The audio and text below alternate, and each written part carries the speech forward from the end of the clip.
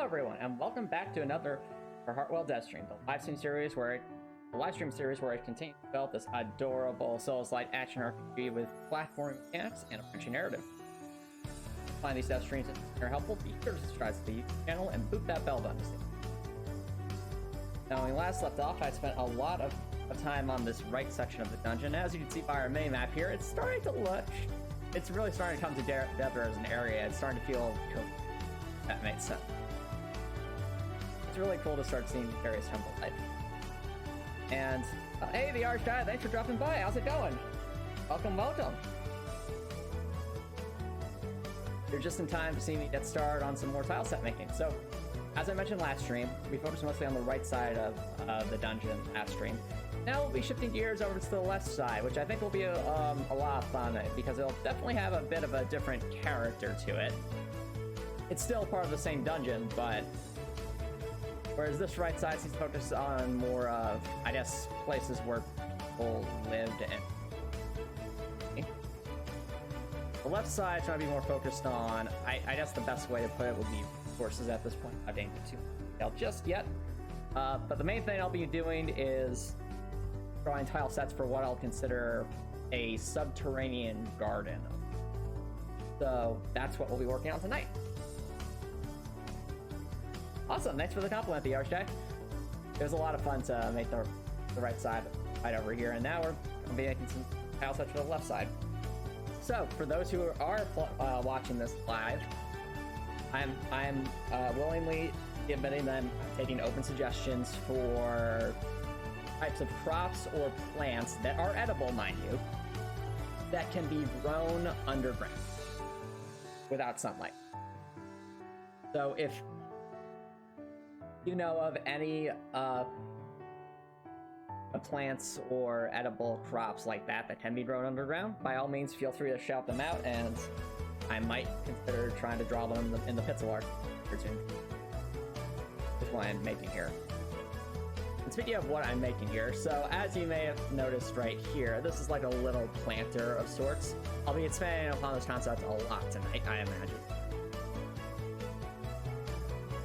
Since we're going to be making... Well, okay, that's a good point, the Archdive. I was going... Mushrooms were one of the first things I considered because, yeah, you don't really need sunlight for that, so that makes perfect sense. And you can get a surprisingly amount of nutrients from mushrooms. Like, I remember when I was in college, fun fact chat, my university had a few places where you could get what's called a portobello mushroom burger, and it's a hamburger, but instead of ham, you have a giant slice of portobello mushroom as, we'll say, the patty, so to speak. And it was surprisingly really, really good. Like, if you haven't had one before, I'd highly recommend it. It's remarkably tasty. Actually, have you ever had a portobello mushroom burger, the Archdive? Because they're really interesting.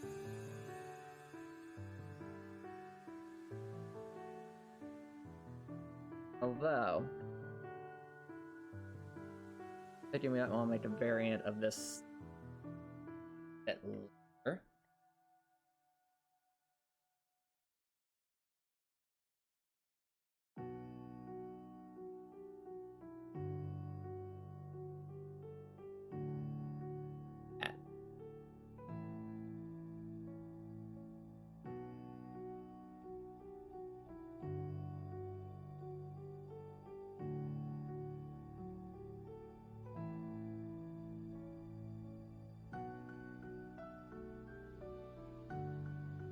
The plants have to be edible and not require sunlight.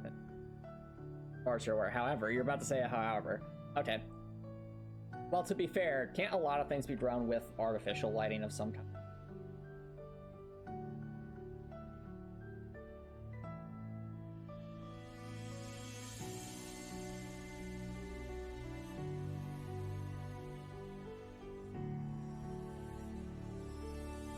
I know that there are some parasitic vines that leech off of other plants' glucose instead of using photosynthesis. Oh, interesting. I did not know that. Very interesting. That could actually play into things now that I'm thinking about it, because it's... So, with vines, they could, in theory, be like leeching stuff that's off the surface of the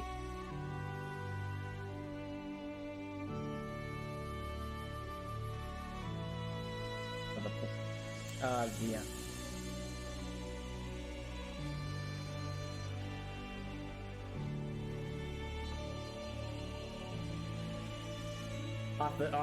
Well, we'll say just above ground.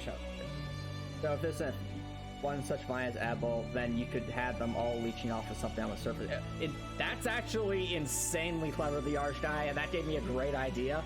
So let's do this. How about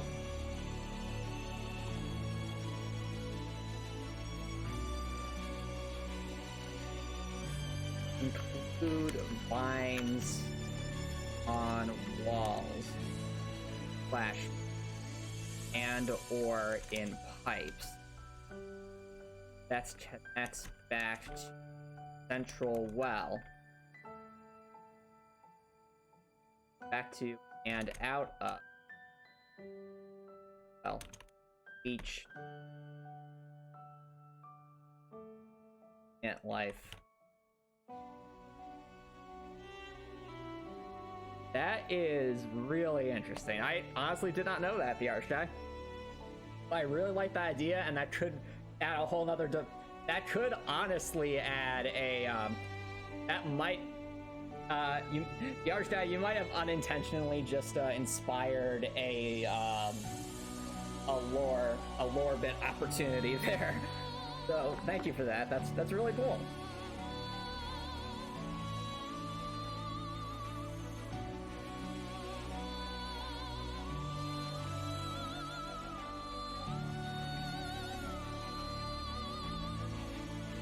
I'll just write that this was inspired by suggestion from. There we go.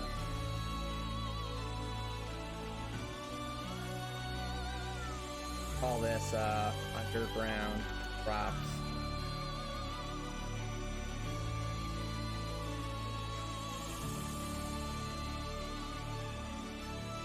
There we go.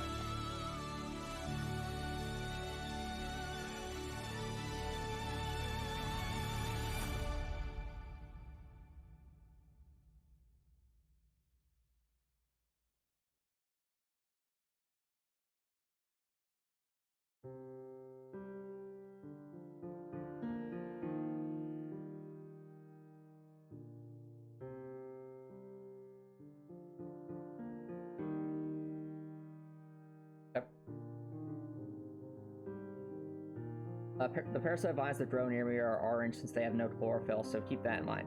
Really? Huh. Well, I guess it makes sense since if they don't need it, then they'd be orange. Would there be any parasite vines that are brown, or is it just orange in general?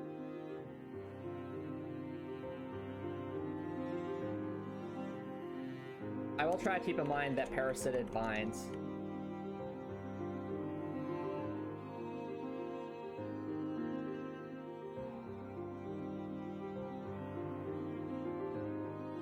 are not green because they do not chlorophyll.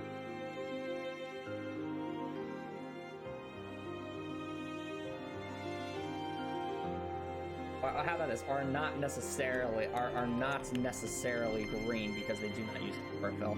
But that's still an interesting fact. Like, I had no idea that there were just plants out there that are just plain orange. Well, actually, I guess that's not true. But I mean, to have no green on them whatsoever, and like even with a pumpkin, you still have the stem that might be green around the pipe. Although, you know what, pumpkins might make sense because I know that pumpkins technically need chlorophyll, but the thing about pumpkins is if we kind of theory craft this idea with the vines are providing the nutrients from the surface, then what you get is you could just treat the vine essentially like it does a power line, so to speak, that's providing nutrients to the plants, and therefore you can have a whole wide variety of plants underground to get some kind of nutritional value without ever actually keeping it above ground, because the vines are essentially acting like electrical wires that are transporting. Is what I'm saying making sense, chat, or am I just kind of spitting nonsense? Oh, no, you're thinking the same thing. Awesome. They are very awesome. Then we're on the same page here. And that's actually, you know, I have great ideas. I love it. This is just Fantastic. Now let's but first, before we can do any of that, I think we do need some of these. And everybody's saying, hey, Antomicx, what is this? This is our little... Now I'm realizing that this section is the same, so we can instead this.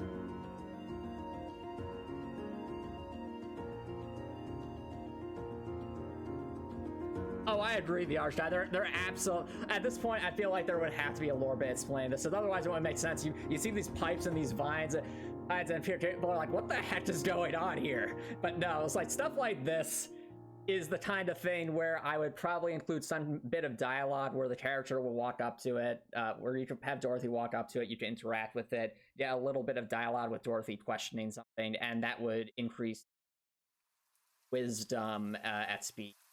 Because I'm trying to purposely reward players for trying to learn the lore of this game.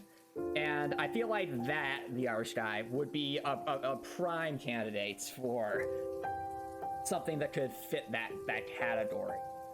Effectively being like an interesting bit of lore that could fall into the, oh, I learned something about this place. That's going to give me wisdom. So thanks for that. So cool, though. So cool. I've actually had to do a lot of research into various sci-fi things when writing the lore for Heartwell. And granted, I still have a lot of writing and world building to do for Heartwell, but good question, the Archdive. So, I mean, I'm not going to go into too far spoiler territory. I don't want to give away any major spoilers because obviously this is a story-heavy game and there's always stuff you can learn by playing it. But I mean, just considering the look of this area and what you're seeing here, I will say this, it is an underground place. Whether it's a bunker or not, that's something I guess you'd have to learn while playing the demo. But it is definitely, as you can see, it's an underground area. We go to the first, might be underground a little, multiple. Kind of see how the player starts here at like the bottom of this well, so it's definitely an underground place with lots of, yep. But anything beyond that, I'm not going to close until.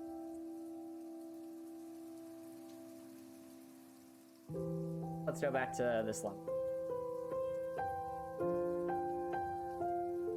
But you are right about one thing, the Archdive. The need to keep things underground as much as possible is very crucial in the design of this area if it wasn't ready. Now, why it's that way is, well, it's something learned, but that's all part of the fun.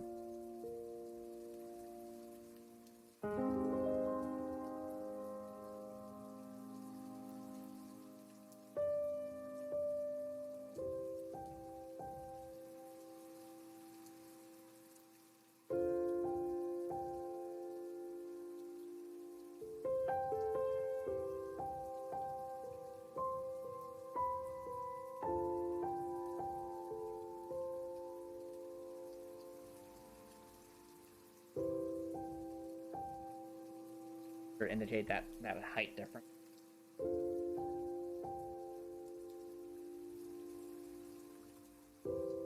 By the way, the Archdive, out of curiosity, are you working on projects right now, or got any goals you're working towards? Because I'm always curious to hear what everyone's up to. Another thing we could do, if we're really going to optimize this, we're going to need this to be stacked at some point. So how? The thing about planters is I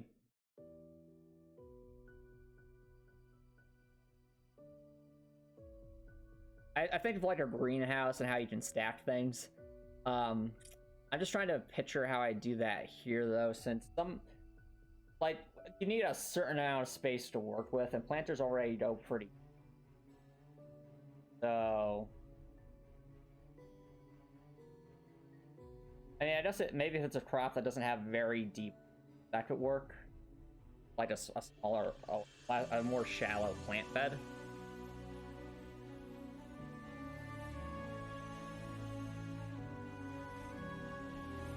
So, like, if we increase that by 1 and increase it up by 1, that would actually give us more space to work.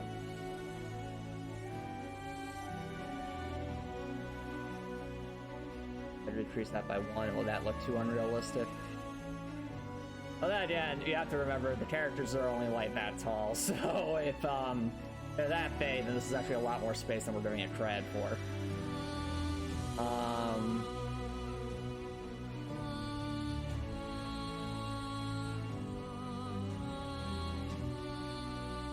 It would be interesting if there were some giant leaf plants at the surface where you enter, or and eventually the level loops back around to directly below that same point, which the garden is. Well, it's giant leaf plant at the surface. Well, I will say this: just the way with the first dungeon is designed, the entire tutorial dungeon in Heartwell takes place underground.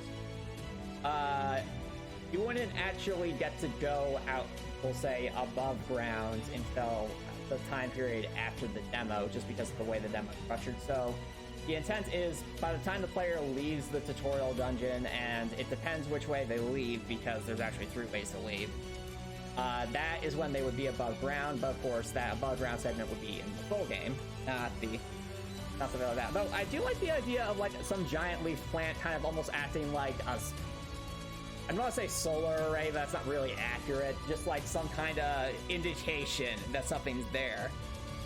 And that for people who actually know, can recognize that that giant plant is an indication that there is a, we'll say, underground structure there, that could be a really nice little nod to things. To be like, oh, well, maybe there's something down there because I've seen that plant before. As an indicator towards things. I am learning more. That's... I'll write that down as an idea. So let's see here. As for looping around, though, I can safely say that this dungeon loops around a lot with its level design. I mean, even over here where we're making the planters for, you'll notice, I don't think you were here for this, the Arch guy. We start kind of here, go around here, going up this way. There's some side areas. But the point you see here, the Arch guy, with this walled segment here, is I'm imagining this is like a whole stack of various planters. Or like, think like a greenhouse of sorts. And you see this area here, but you actually don't get here for a little bit. You have to go through a bunch of rooms in a big circle, essentially, before you finally gain the ability to actually get up here and mess around with and keep going from there. Get this over there, but there is a lot of that looping back around in this. And ironically, the way this dungeon's been designed, there's only one.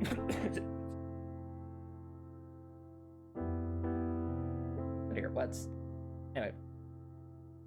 The way this dungeon's been designed, there's actually only one save point in the entire dungeon, despite how seemingly intricate it is, and that's because there's so many just like doors and stairs that just loop back to here, the central well. Oh, it 1000% is the Arch guy. That was completely the intent with the level design. Using Metroidvania level design principles, Souls-like level design principles. I mean, Heartwell is a Souls-like game, so of course the level design is going to reflect that with all these circular, the circular level design and paths loop back on themselves. Because I really like it when games do that, because it's so cool to have like a super intricate level like as it makes it feel more believable in my view. But anyway, I feel like we've talked a lot. Let me just make sure I write down those ideas. Could include a giant plant somewhere, or rows giants somewhere above and nearby any underground buildings indicates that there is a there. Since this should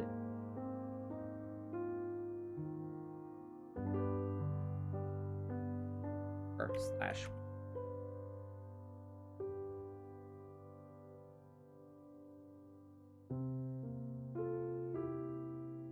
Since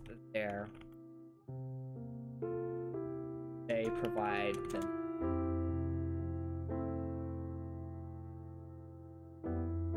solar electricity places.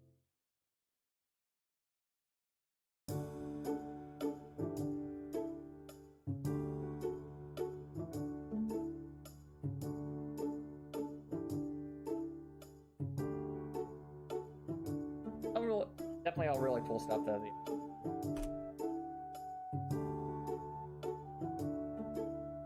Back to our planters here.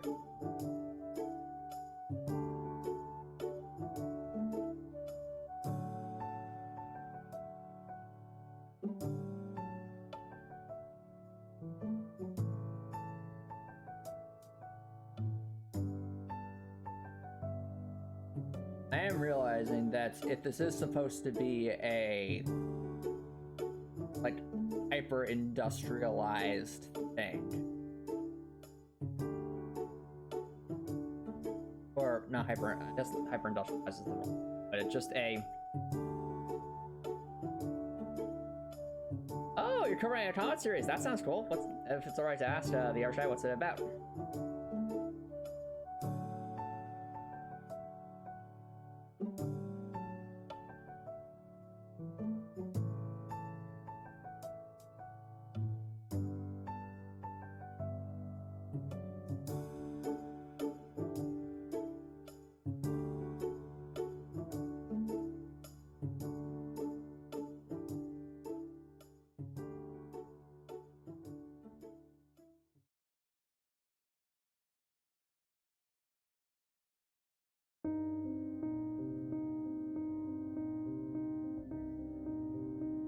Okay, fair enough. The Archite, well, I mean, I always appreciate complicated things, but I get what you're saying. It's complicated to express some words. Some things are like that.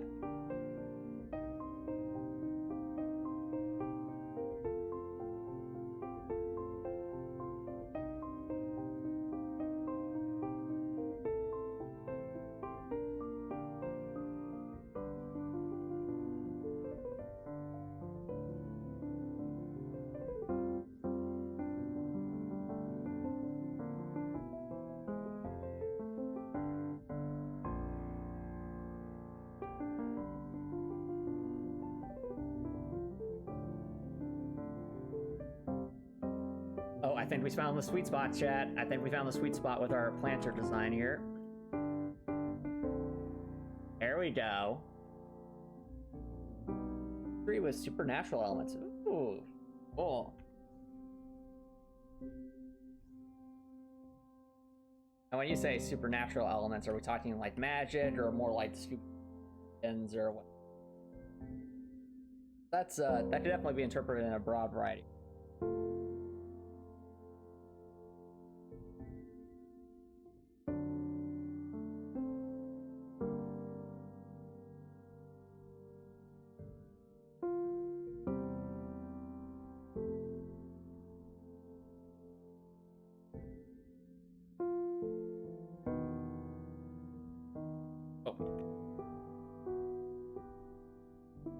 Alright, chat. Well, now that we have our, I guess, our planter beds, so to speak, we're going to need different elevation coloring for them. And to that end, it's going to be based off of here, so when you... or elevation. Oops. There we go. Ah, it is magic. Interesting. I feel like magic definitely throws an interesting wrinkle into... because it's like, well, is it a spell we don't know about, or is there some other foul sorceries at play, like that sort of thing.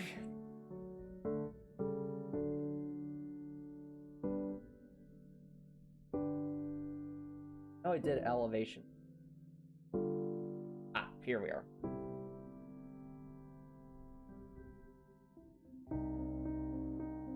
That.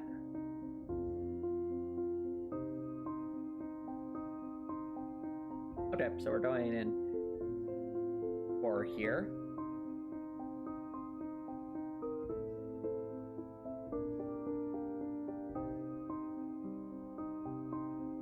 Consider this a max element.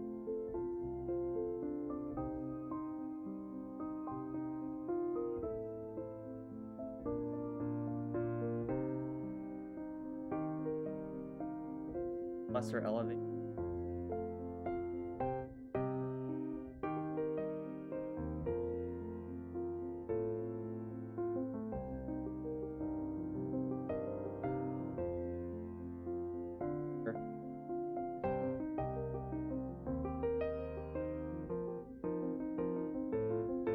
Be a bit slow.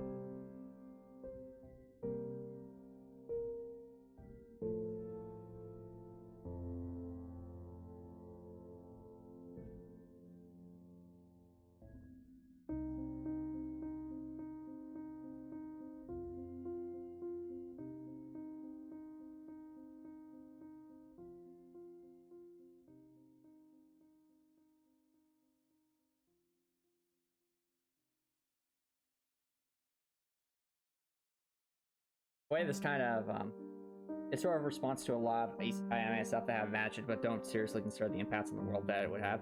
The power system is pretty grounded. Oh, that's awesome, the Archdive. I'm glad to hear it. I enjoy it when stories, when authors for stories, and this goes for any kind of story, no matter if it's a work, video game, or a movie, when they take the effort to really think about the way that their rules work and surround it. I really appreciate that level of detail because it makes the world feel more believable and lived. As an example of that, I would actually reference, I think Konosuba is an isekai anime that has a surprisingly good grasp on its. What I think of is when they're talking about the frog quest that they go after. I'm not sure if it's Archdive, but in essence, they're talking about what would typically be a standard low-level quest in RPGs, which go like slay some giant frogs or like that. So they're mess it, something like that. And in most like RPGs, you just kind of write that off. It's like, oh, it's some monsters, we're gonna slay it for some gold, big deal. But in Konosuba, they actually take the time to explain why they're being paid to go slay these giant frogs, and how like the giant frogs eat all the farm animals in the village, really mess with the wildlife. And so they are actually do make sense to pay the amount they're going to get. And I think that's just so cool that they go into that level of detail, because they didn't have to, but they did anyway, and that's, those are good writing principles.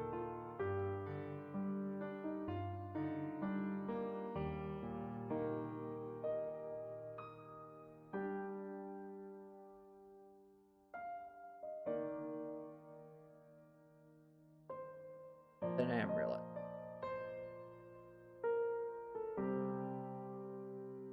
Right?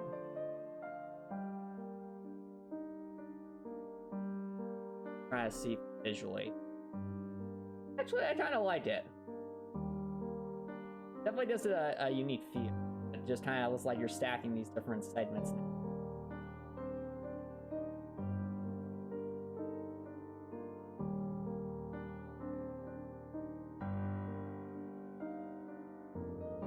Yeah, fair enough, the Archdive. Oh, no, it doesn't I'm not saying it has to be like Konosuba. I was just citing Konosuba as an example of that trying to be grounded in. That's all. I wasn't in any way trying to imply that you're writing a Konosuba, the Archdive.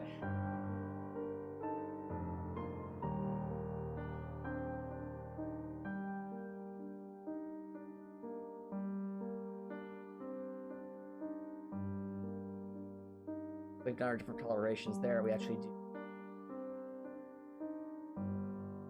do down to indicate the elevation changes. So one of my very few criticisms for Crosscode is that I don't think it does a great job of it. I mean, I tell you that it doesn't do a terrible job of explaining elevational differences, but there was certainly room for improvement.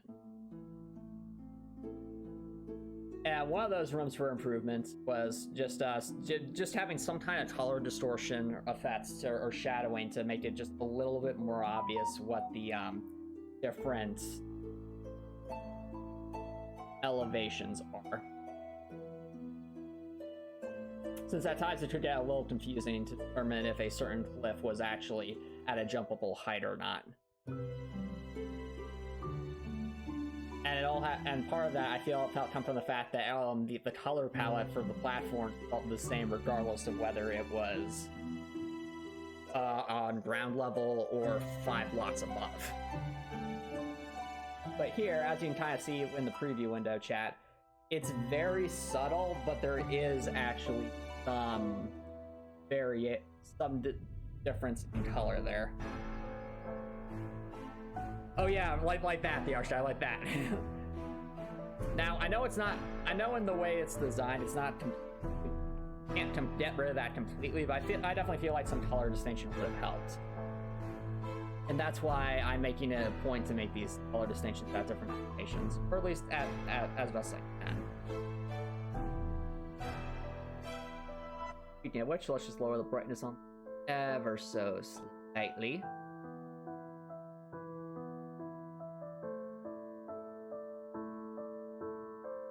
That actually kind of hard to tell. That actually, yeah, not particularly. About to go a bit harder.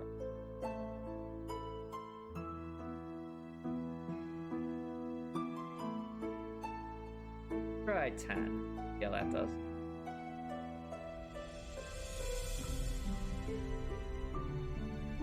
Okay, it's better. To be fair, it is all brown, so that's not exactly.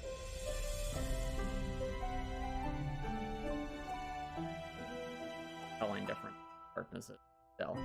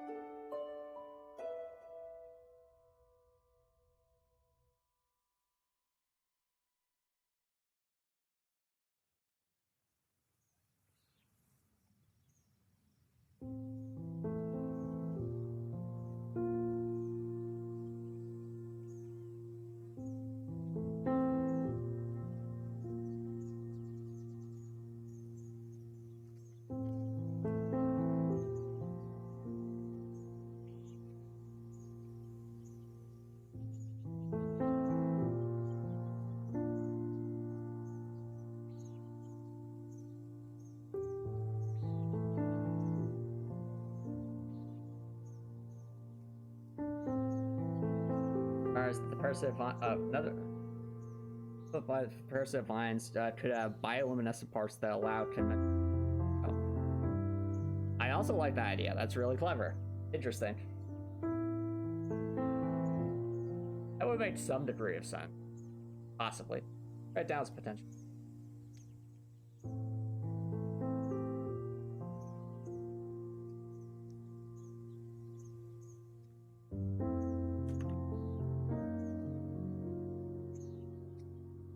Segments that are bio.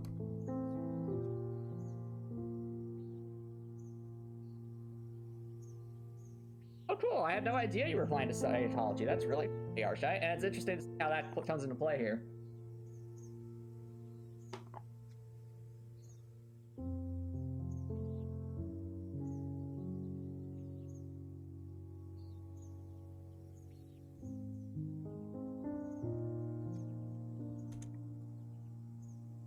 So, here's a dumb question for you then. If I had I guess, a light bulb, could the light from the light bulb be sufficient to help a plant grow around, or does that not work? Is the idea that just having light isn't what's necessary, there's something a bit more to it than that? Like if I have like a candle or some light source that I could take underground and just feed that. Depends on the light bulb. Okay, explain the Arche, please. I'm curious. You have me curious.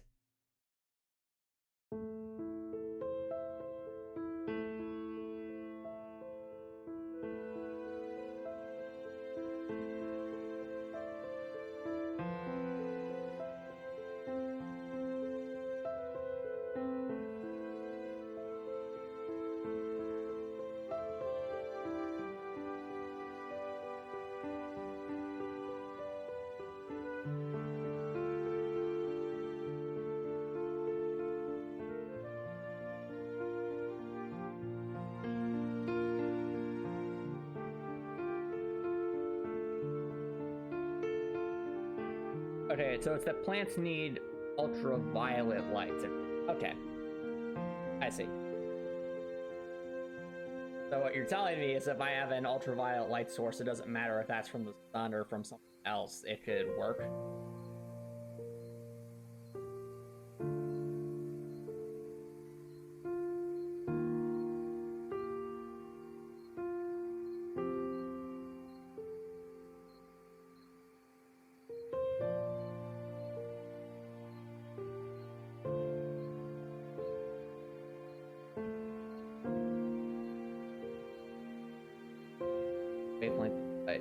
Okay, I see. But yeah, this is all really interesting stuff because Heartwell is, at least in part, there are definitely some sci-fi elements to Heartwell's story, so just hearing stuff like this is really useful for world building purposes because it allows me to make some of the lore a lot more grounded, which is important. I need to adjust color. Adjust the color.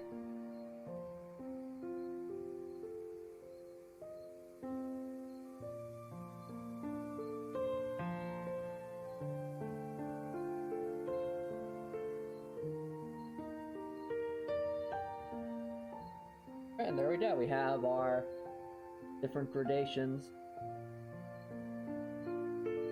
Which individually don't seem like much, but collectively you can see it definitely feels like there's just the smidgiest of a shadow there, and that I think makes it feel a bit. All right, and fluorescent bulbs worked as well.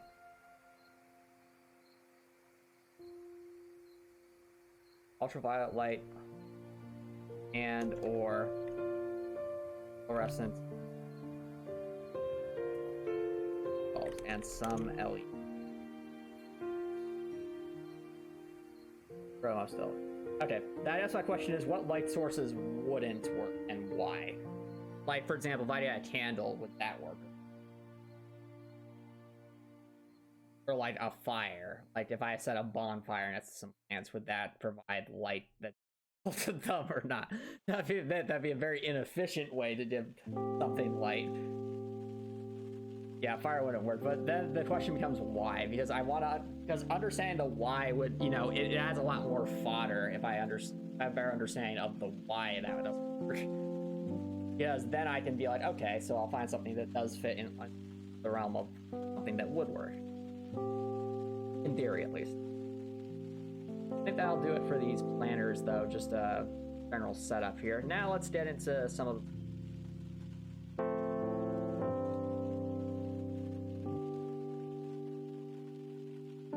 what I think we'll do is this planner as our base for designing a plant, and we can move else up. Else.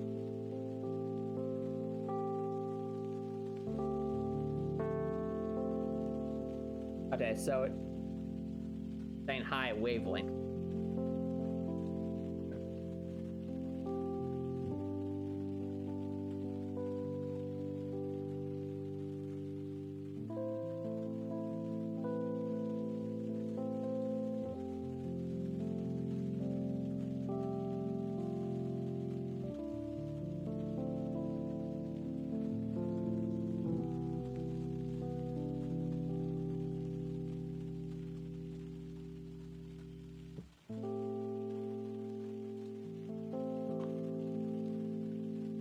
Alright, anyway, let's draw some plants. So the first thing we said was mushrooms. I think it would coral well mushroom. There's kind of a weird tannish gray color or something. That.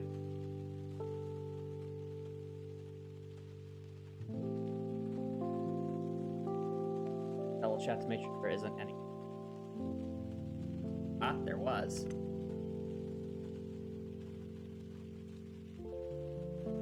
Base layer with you. Nope.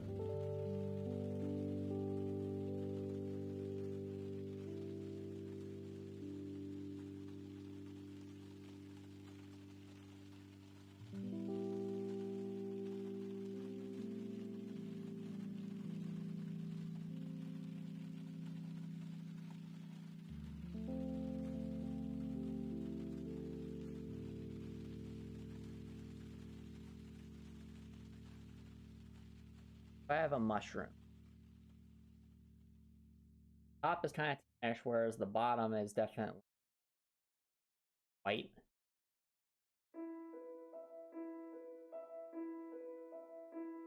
Definitely. Or actually, it would be more fibrous.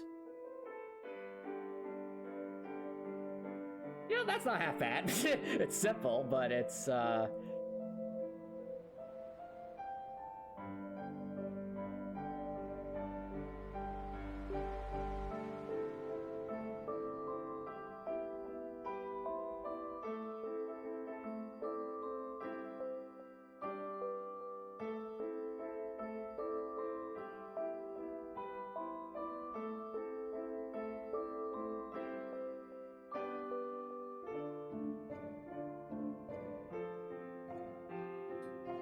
it's something. What made that? Okay, that's definitely a mushroom. Like, I mean, if you look on the right, you see what the actual, well, let's say actual size. It's.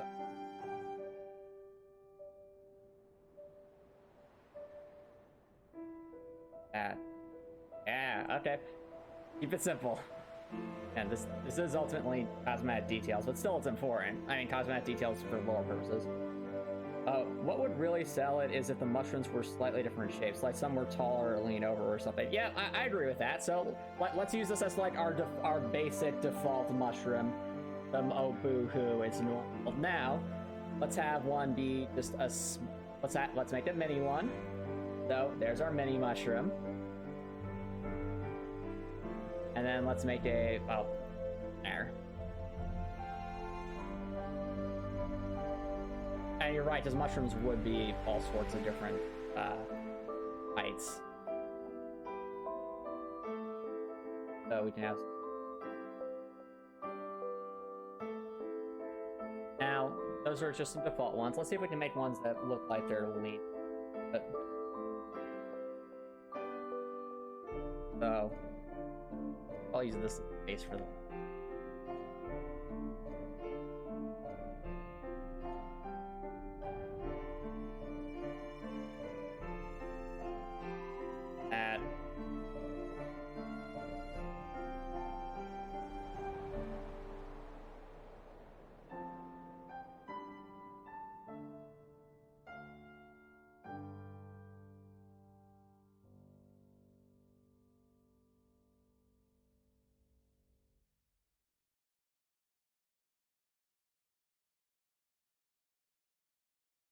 Can't tell that's a leaning mushroom or like a broken piece of a box. So let's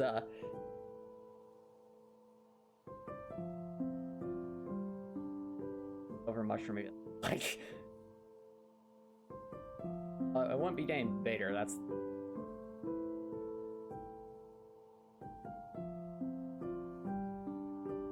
it feels like it's missing something.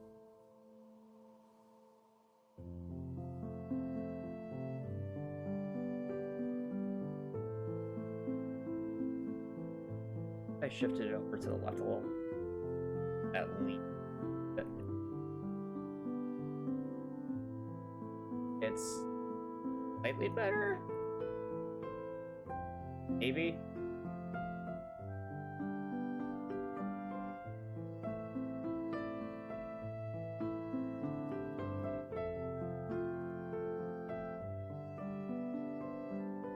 If you took out the bottom right pixel and the lean one, it might be better. Okay, let's try that. So, here. Maybe not there. Oh, maybe like here?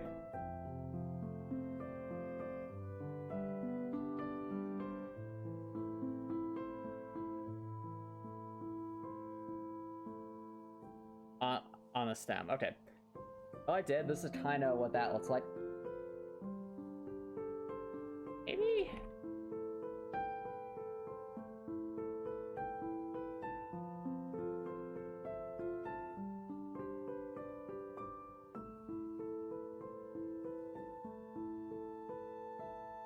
That's the trouble with trying to make a lean mushroom like this. It's hard to preserve that how that cap looks. Highest.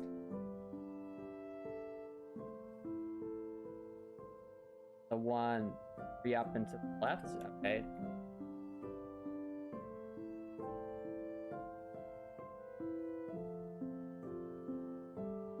And add something. I guess we could. Let's.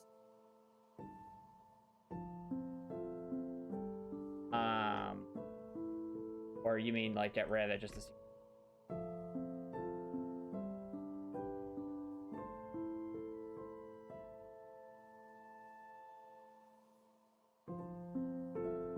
Oh, you mean take this out?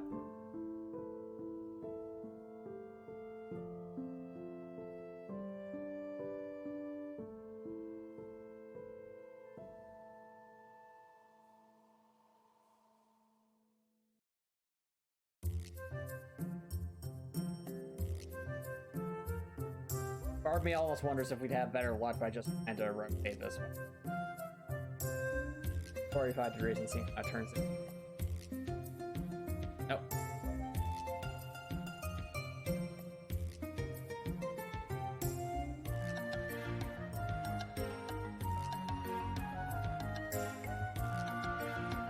Oh. Well, that is strange looking.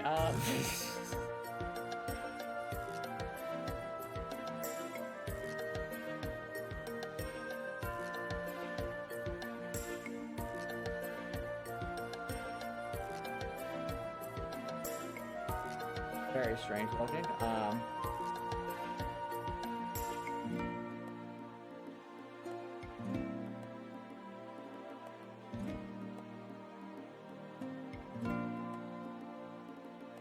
Now we've almost ended up with the same thing we started with.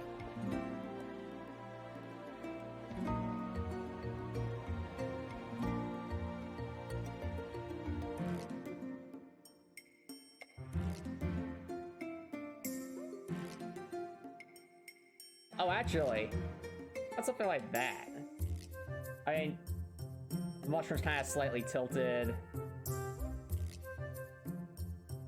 That might work. Opposed to this monstrosity. I feel like.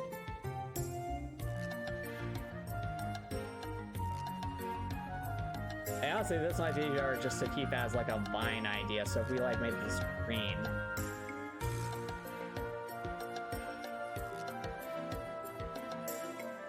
I like a green.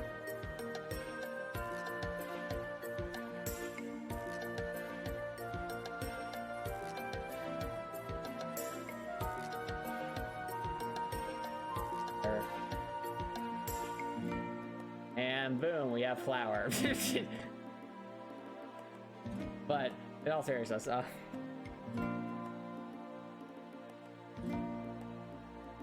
off on that idea for now.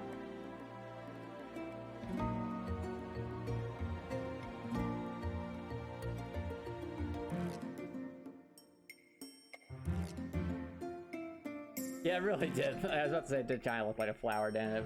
But no, I like the tilty thing like this. I see what you're saying. Some mushrooms would be like that. Especially if it was like... Well, I guess these don't have enough contrast to really lend themselves well to each other, but still. To make one that's, A, flip the other way. Of course, we can make variations there are slightly shorter.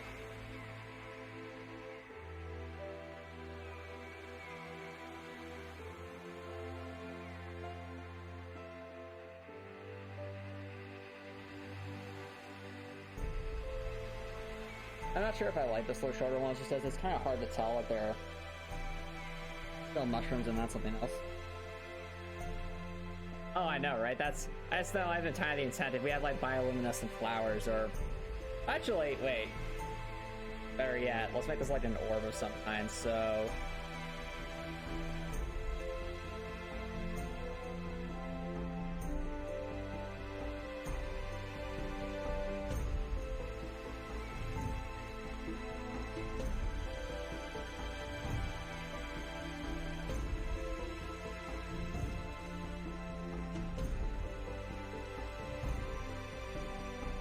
Grow brightly or something. That's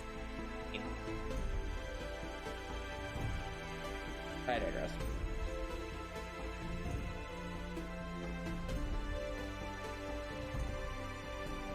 Right now it is just some random idea.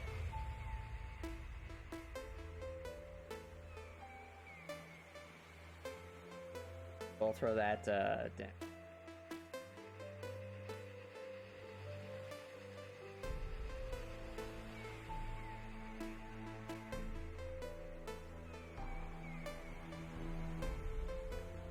Dynamic lighting, probably not the Arch guy. So I'm not going to press too hard for lighting right now because I want it to basically functionality first, and lighting can trying to do light effects of any kind in Fusion 2.5 would involve some more active objects, and that could potentially lower some performance things. So it's something we have to think about.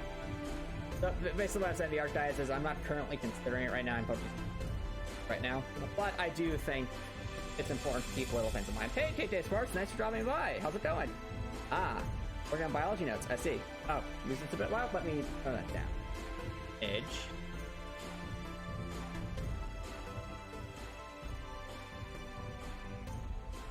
All right. Welcome.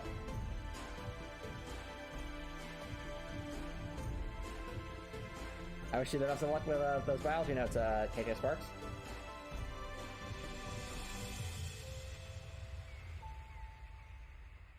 As I was saying, I'm not sure how I like these. I like the tilted ones that are a little bit taller, so you can kind of fill a mushroom. But the taller ones, I don't know if I like those as much.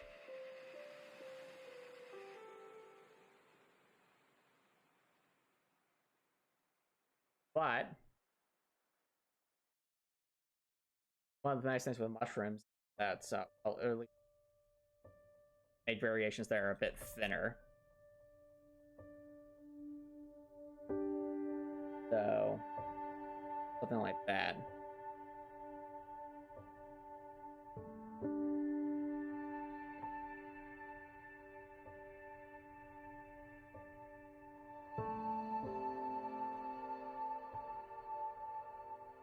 Those to be a bit more clustered.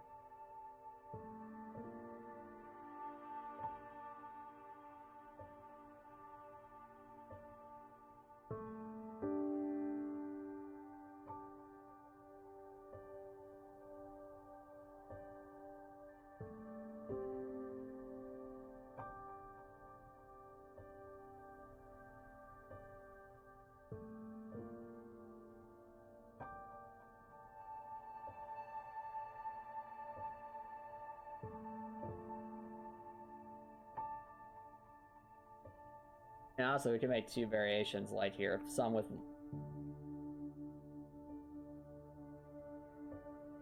Alright, sounds good, KJ Sparks. Wish you the best of luck with that. Right now we're making underground plants. Lots of them. Or I guess mushrooms aren't really plants. They're fungi, but still.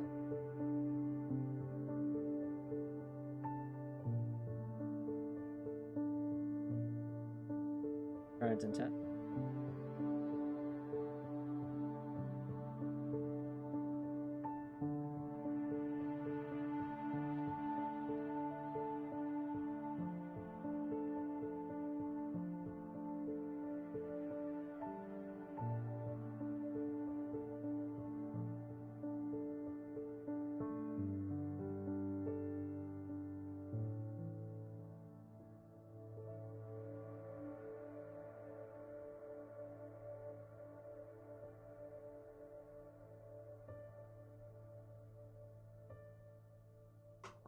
That'll do for our base for mushrooms. What we can do is we can make a couple of variations of these so it doesn't feel super... I mean, even though it's like all one color, maybe we can make it feel a little more varied than just this. So this was one idea we have. Made a variation where it's just the larger one. Or so mix them up a bit.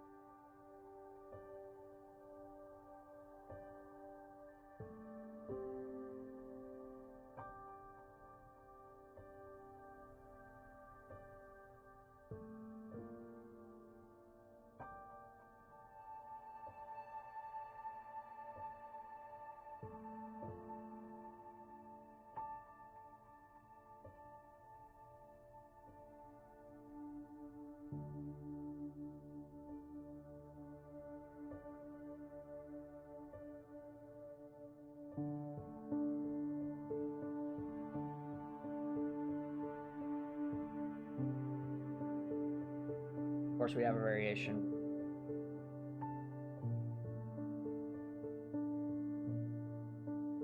Carl Sagan 42 would say.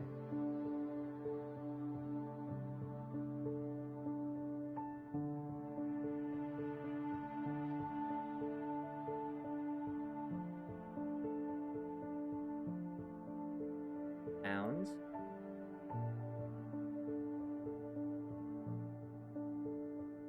Spice things up.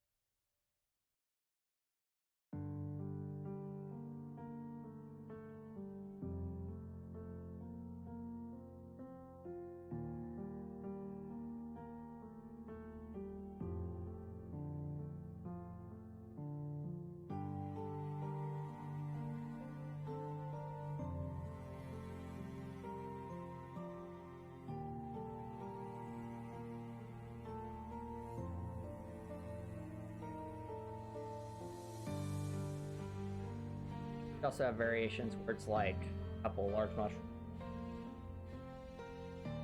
Patience.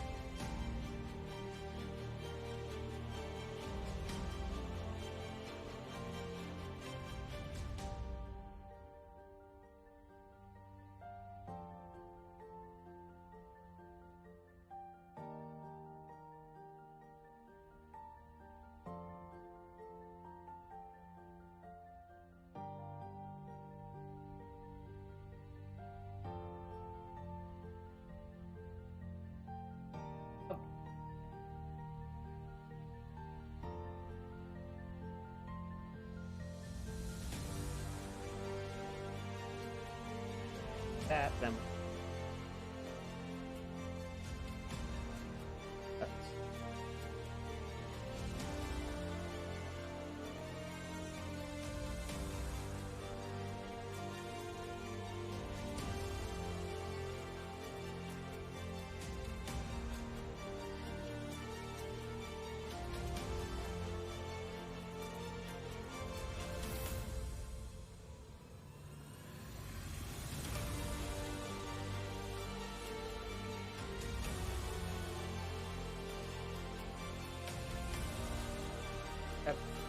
You have some mushroom variety there, which is good.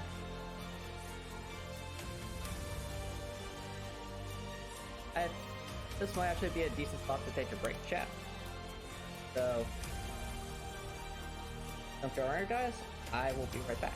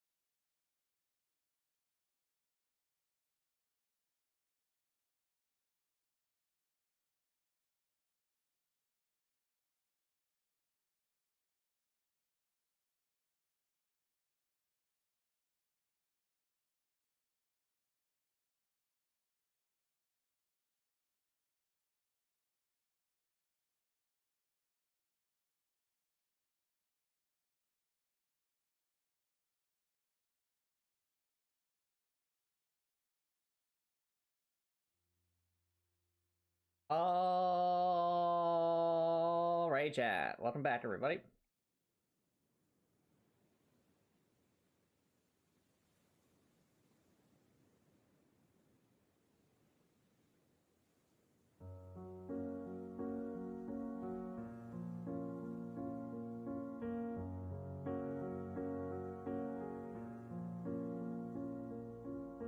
So, what that was, I think, chat, is if the intent is for people to survive off of these crops, there needs to be enough nutrients to have a at least plausible diet. Might have your Rubiosia Burnstar from Sin, or the ideas life is tourism. Interesting. Okay, it sounds cool, KJ Sparks. Best of luck with developing that. As I was saying,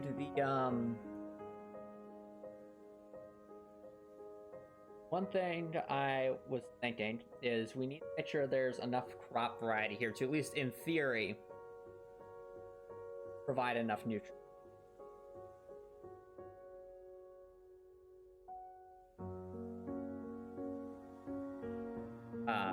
People who'd be living off these crops.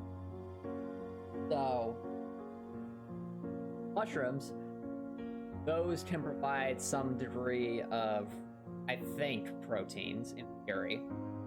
Or something akin to it. But now we need some other things, so like some different other sources of that. Seeing mushrooms, and even if like the mushrooms are modified in some way to have better, we'll say nutritional value, that still we still need some more variety here than just so. Where I think the idea of pumpkins got into play, because pumpkins should definitely, you know, between the seeds and the raw insides of them, there's plenty to go around with. I also think potatoes, now I'm thinking about it, would be really good, because if you think about it, while yes, potatoes need, I think potatoes need photosynthesis, the actual germination of the potato occurs largely like a mound. So, actually, the arch guy, if you're still here, what does a potato look like when it's being grown? Is it just like a little green stem, or can I actually see potato, like the brownish part of it? We might also want to consider carrots, since they are going to be largely underground. That might be useful, and also carrots are. And if we want things that are packed high with nutrition, probably either broccoli and something like that.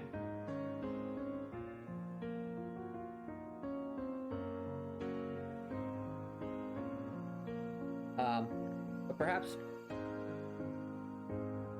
start with, or perhaps before we go super in depth with any of those, we definitely need to get a grasp on what these vines look like. So,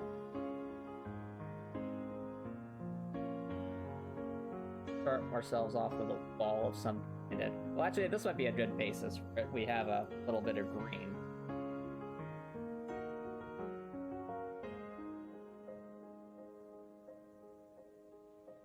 Use detail 2 over here just to see what this might.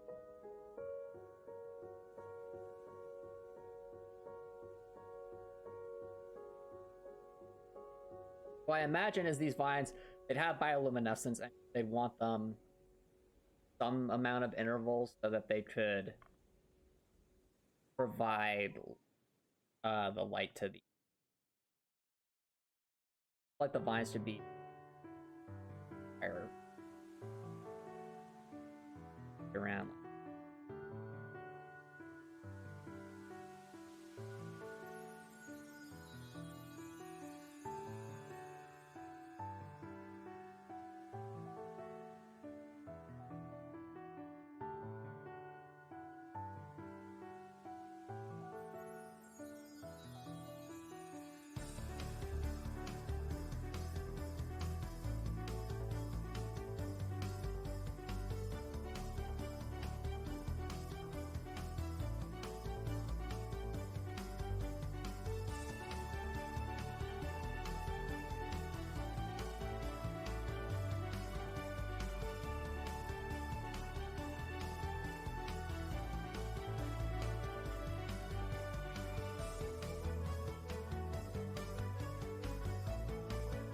That has an idea. Okay.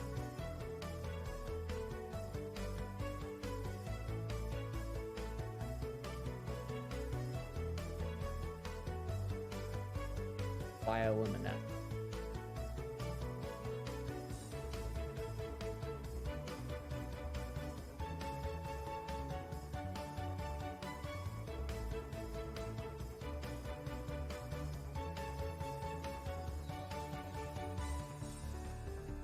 Ooh. A neat effect. Thistle.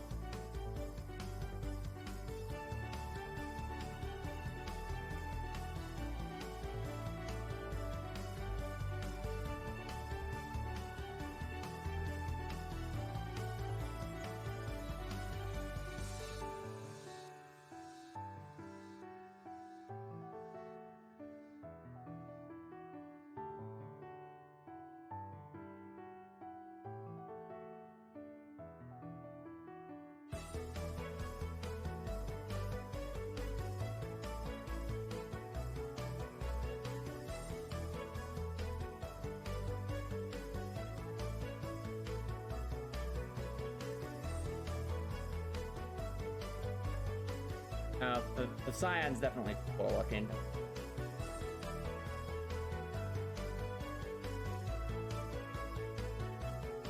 For those who are wondering what I am doing, I'm trying to think of what a bioluminescent cyan would look like.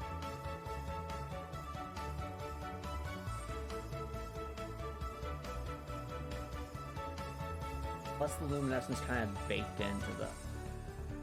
Actually, yeah. Get the luminescence kind of baked into as like a part.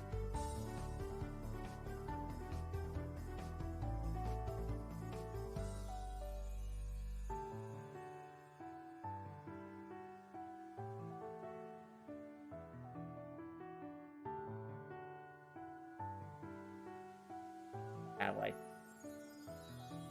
patches where it just kind of crops up like that.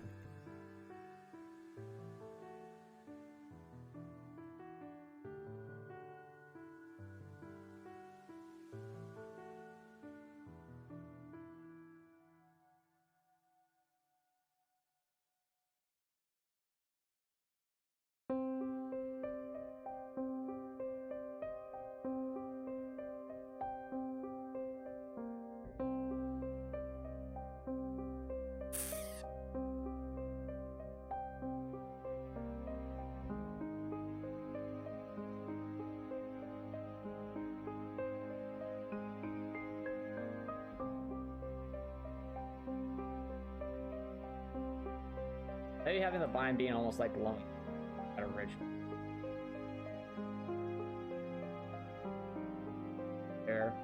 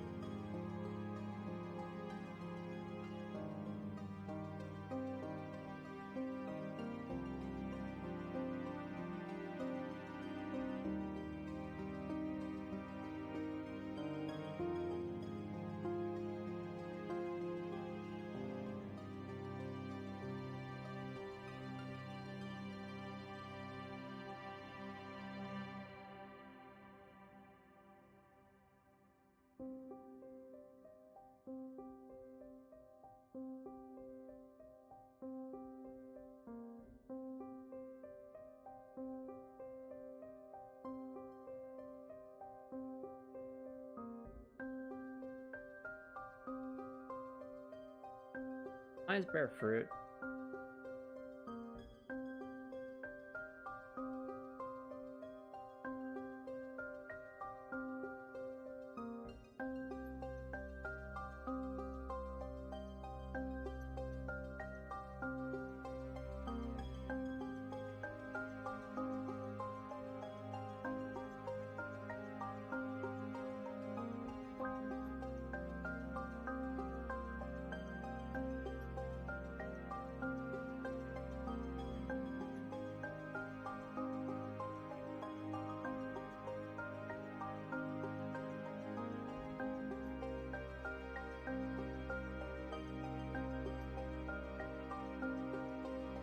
Oh.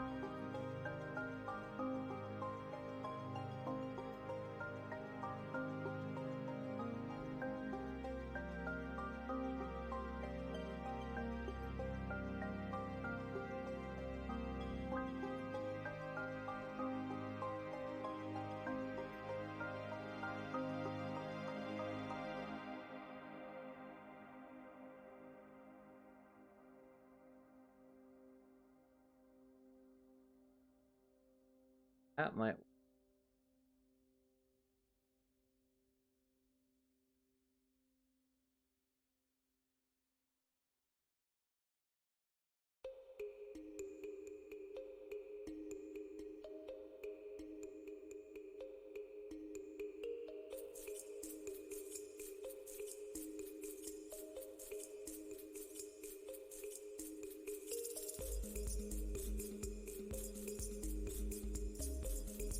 Very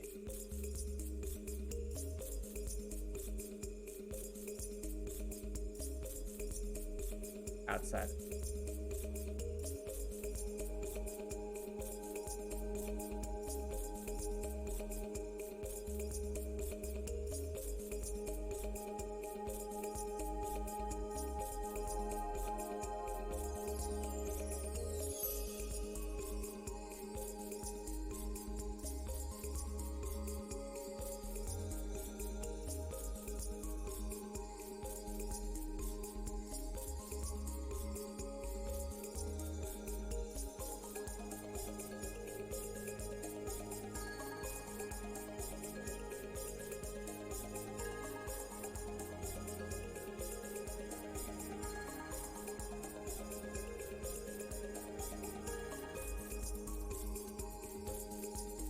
Yep. I think I have a prototypic for this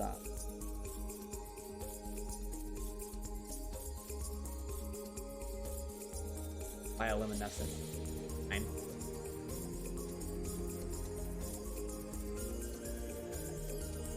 And just that, yeah, these little bioluminescent kind of stick out of different.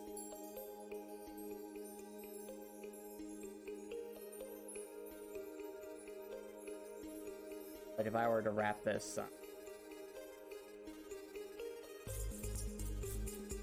around a bit,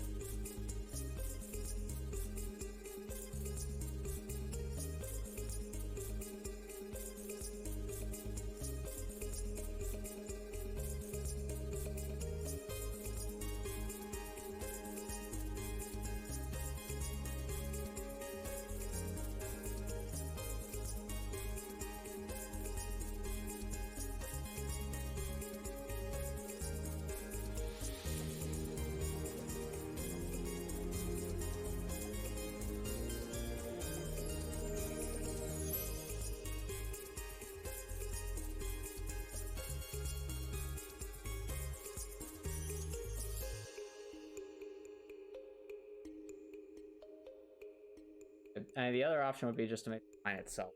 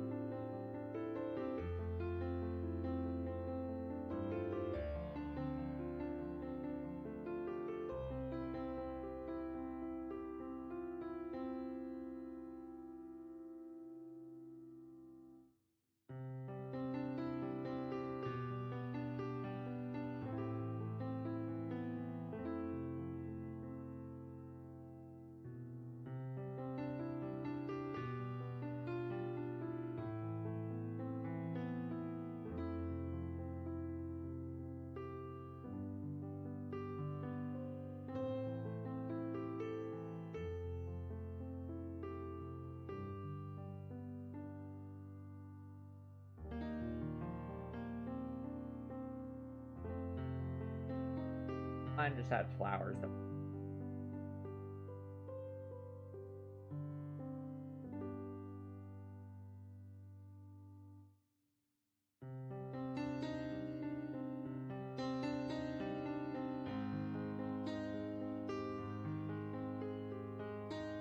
or something.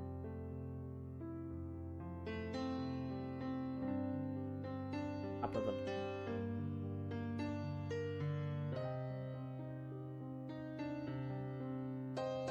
flower what provides the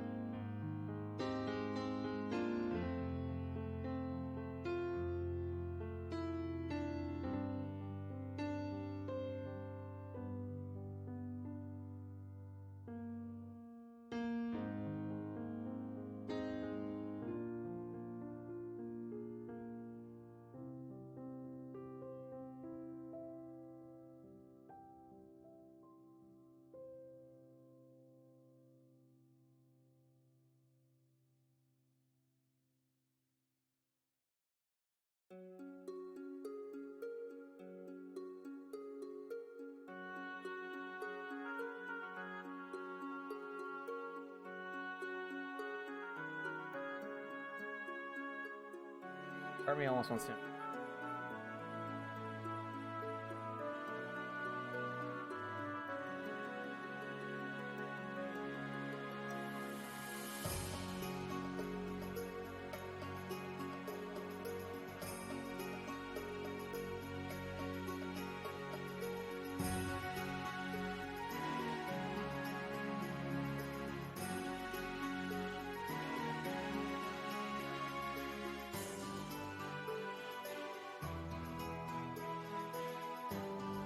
Con.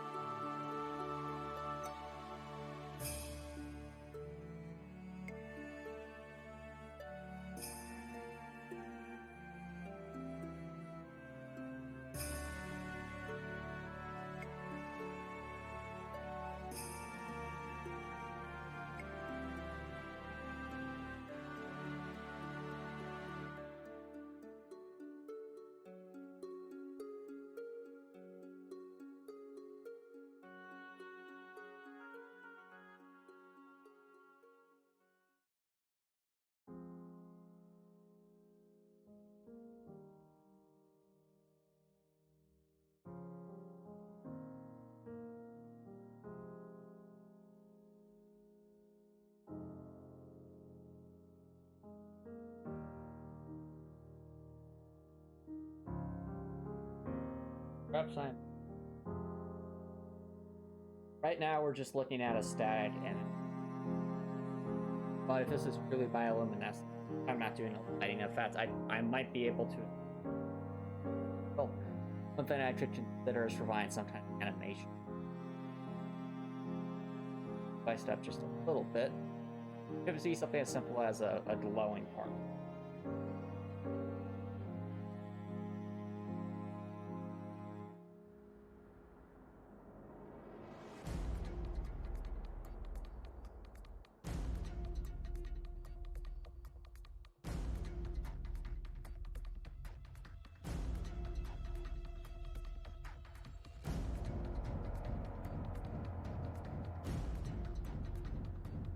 You have the vine scrap something.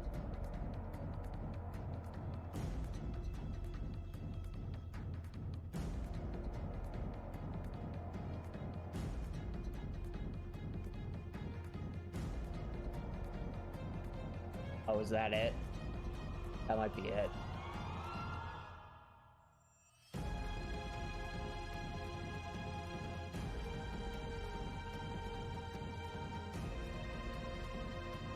Wait.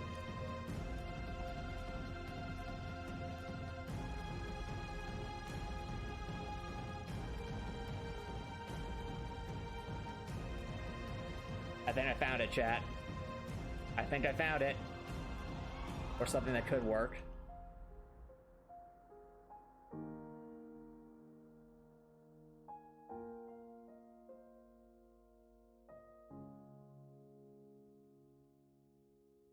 Actually, I think just keep it as simple as possible.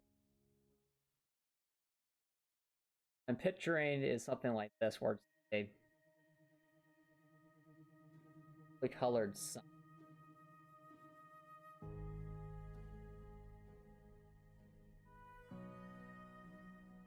Very unusual. Right now it's a strawberry, but that's not what I'm going for. Yellow? Ultraviolet is kind of...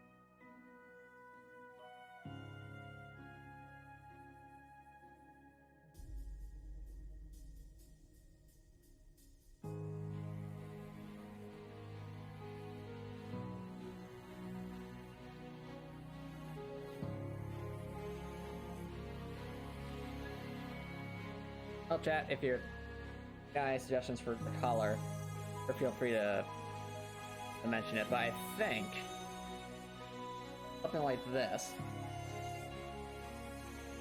Simple, but it's very repeatable.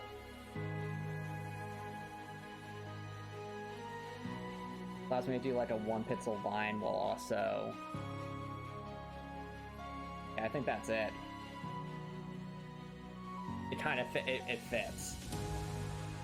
That's the arch guy. Yep.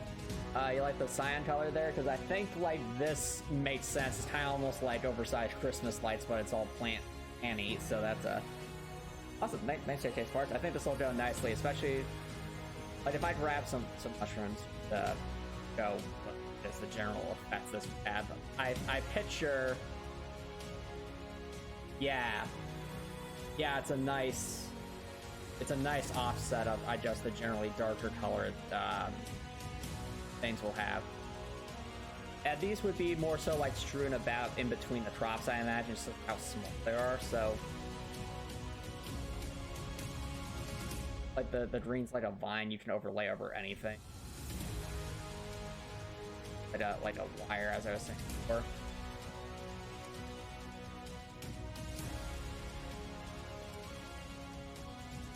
Yep. Got these other designs. These designs don't make any sense.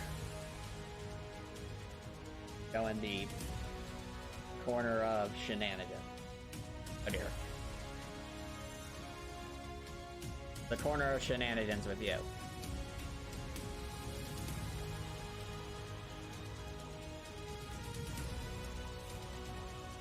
I'm always in awe. It's like when you look at pixel art and you think, man, this can't be that complicated. It's only a few pixels, right? And then wrong. Like very, very wrong. Considering how much time one can spend really trying to... Because you have so little space to work with, in essence, you have to really consider what every pixel should be. So... I still think, like, this is the winning design. There's a lot that could be done with it. Sure, it'll be easy readable.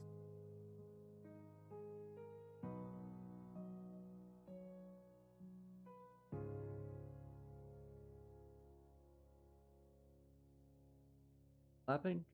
Oh, it's not. Okay, perfect. My main concern was overlap, but I don't...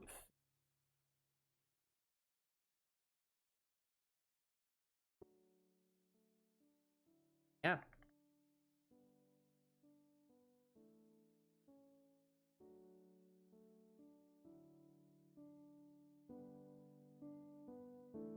That's layer 2.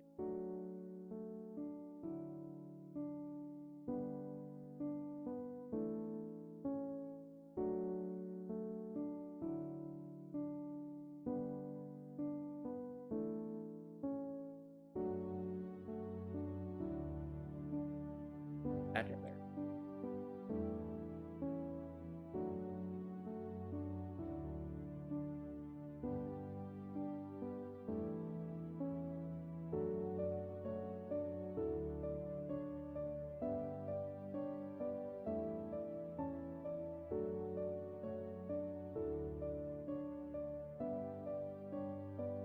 Oh no, it has to be there, yeah.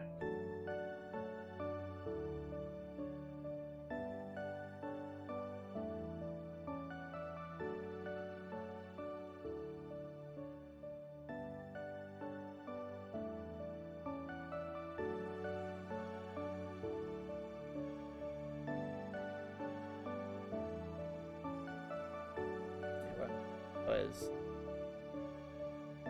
something like that, and that gives the illusion of like wrapping around.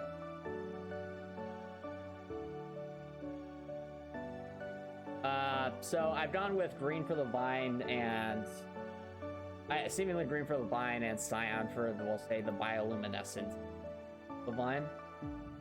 I think the green is well, at least for now the green feels like a good touch. I could try something else. I feel like that looked a bit bizarre. Well, orange looked bizarre. Find out.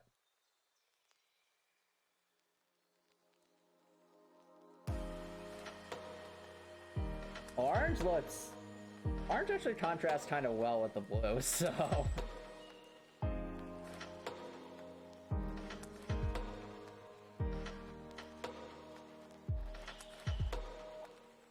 now you got me thinking, chat. Like, do I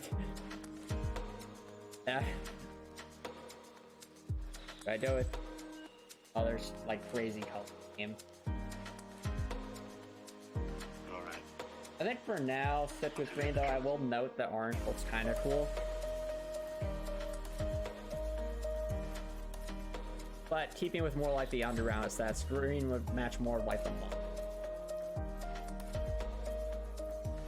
But I digress. I know we could in theory make this, it's a fictitious plant, of course, but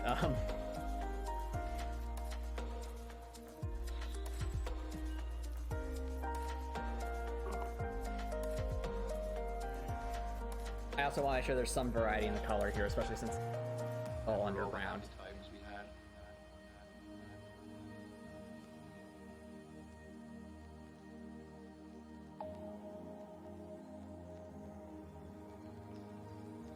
Regardless, that'll do for a segment there. For a left segment,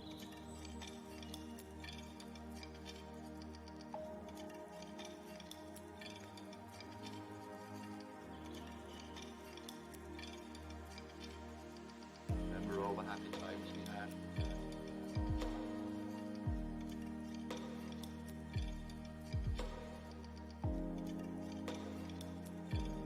and you know, chat, while I'm at it, this kind of takes me back to the days of Minecraft when you'd be making like all these different areas to grow stuff, and you just need torches as your source of light, so you just have spaces. This kind of reminds me of that in a way.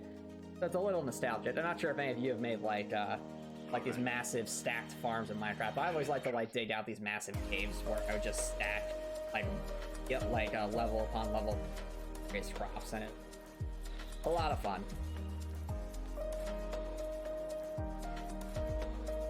Like a very big industrial farm.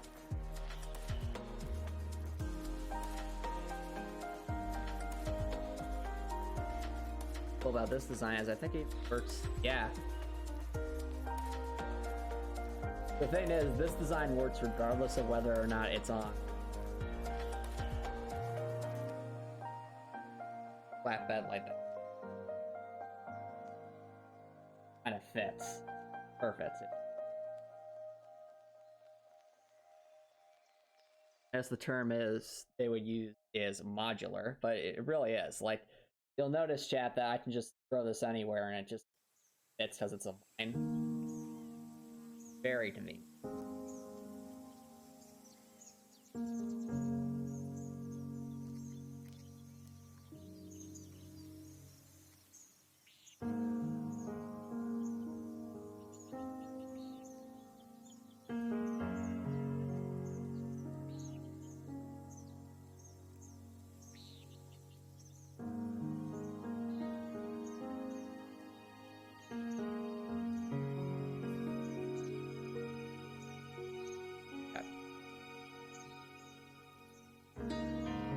we have our vine. Let's draw the vine going around.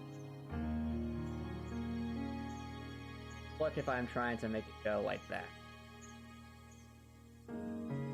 Oh, wow. That's kind of hilarious.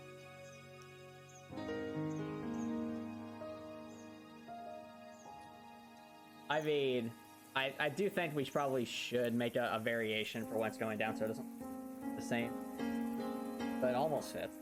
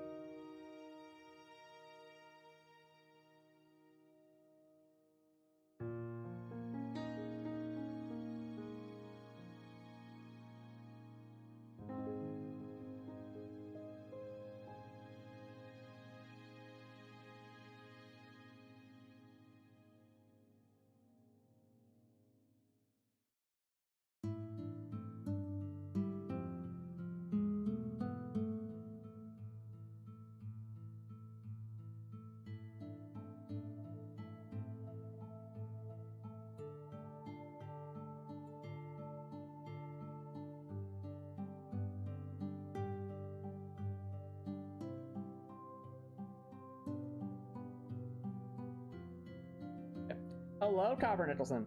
Thanks for dropping by, dude. How's it going? Welcome to plants. I do mean that literally, because that's what we're designing.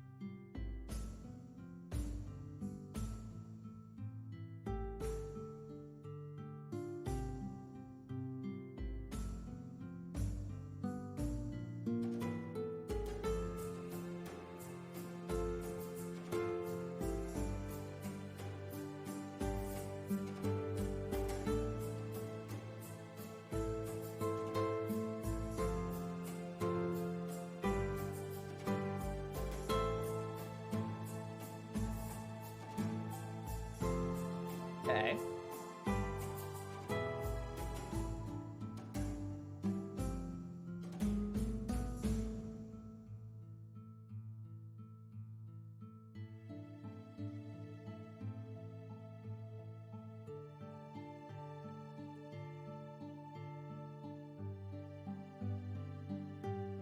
Fair enough, Robert.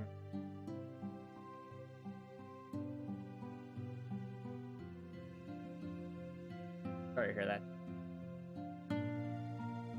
Oh, I hope all that's resolved.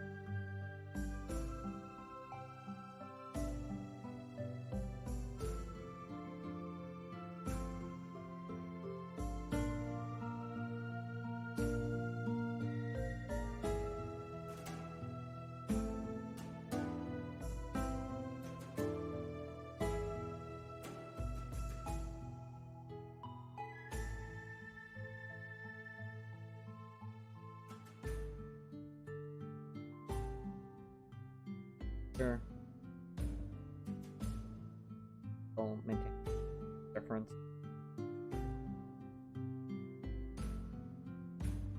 Something like this, I'd use.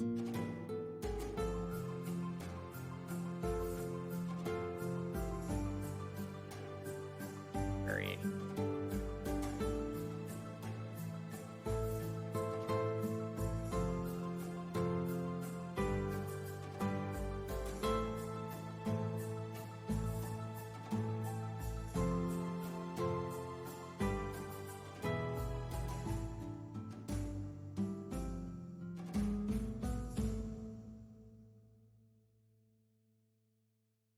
Alt.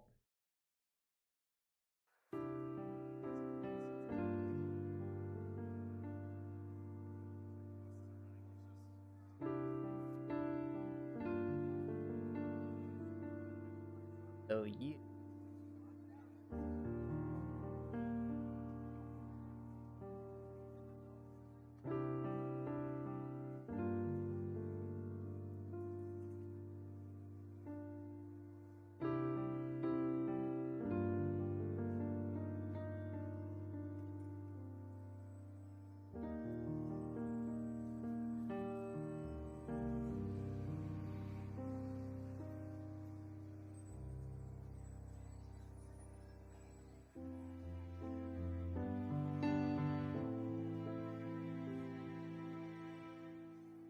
I know there is a difference.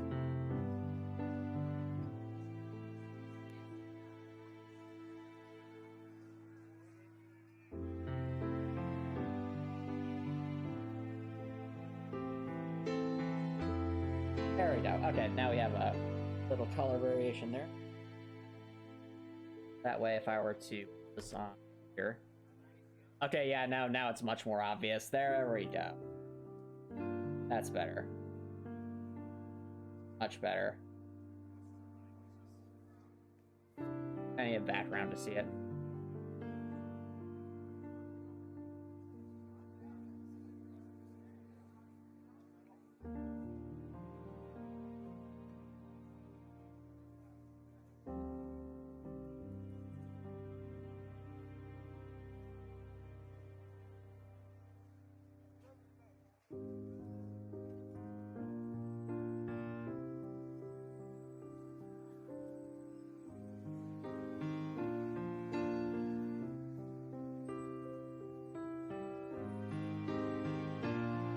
Copper Nicholson, I think you're overreacting, dude. Like, you know, dates and cars happen. They do. But that doesn't mean stop driving.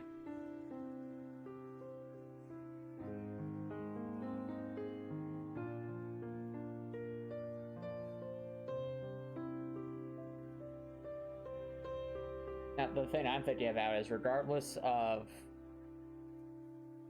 at least the way you're explaining the circumstance, sounds to me like with just a little more caution out of. Okay, taste parts, that's very true. But even so, I feel like if you're pulling out of a gas station, like a spot in a gas station, one should be able to. Well, one should be able to get a general idea what's around them. Now, I know you mentioned that's in a blind spot, but my question is, like, I don't really understand the full concept, because you're saying they're in a blind spot, but I'm having a hard time understanding what would be a blind spot what would be a true blind spot at a gas station? Are they like right around a corner and visible? Because I know when I'm trying to pull out of a gas station, I always like check around my car to make sure there isn't any obstruction that I might accidentally.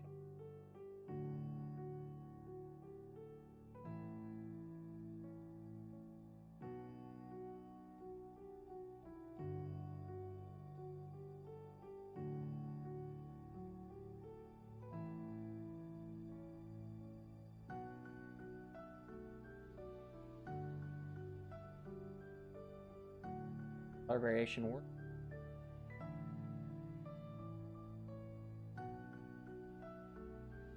Also, down here.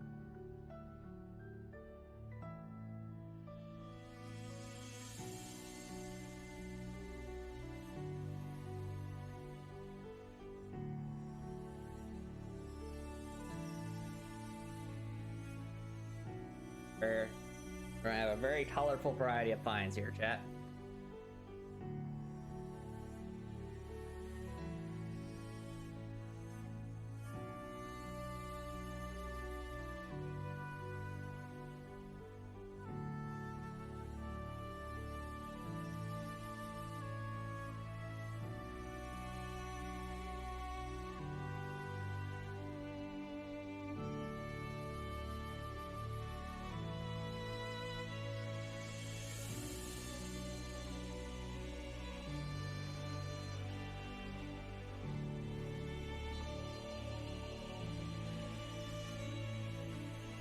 Well, I guess it must have been pretty tight, so the only thing I can think at that point, Tabernicles, was just to back out really slowly and try to be cautious. I mean, it could have just been as simple as they couldn't have seen you either, they were pulling in, and you were getting to back out and they hit you. I guess my only thing is, typically, it's the person who is, at least my understanding of it is, it's typically the person who is in, like, the person whose front of the car is facing something that it happens. That's typically the one that's liable. I guess they're arguing that since you're backing out and their car was parked, that was that. So I don't know. What a weird situation, but again, that's not an everyday thing. That's just.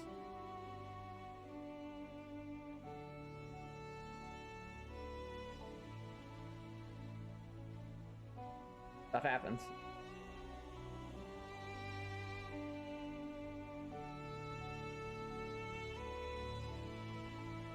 Okay, now that we have our vines.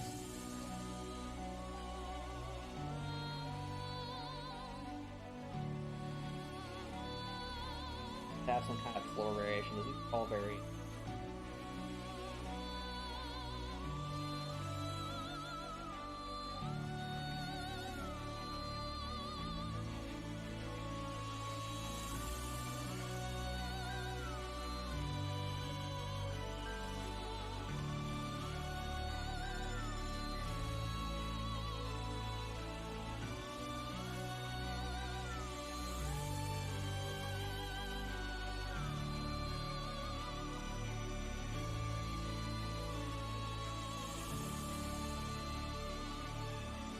Okay, so we have that. Lines off the lip. Good.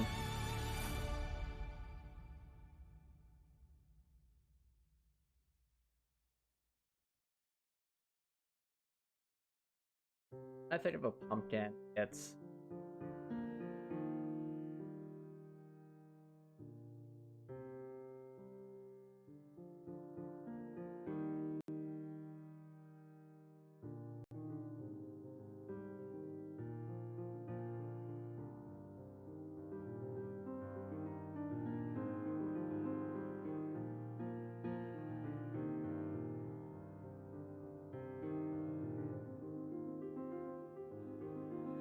pumpkins are. Or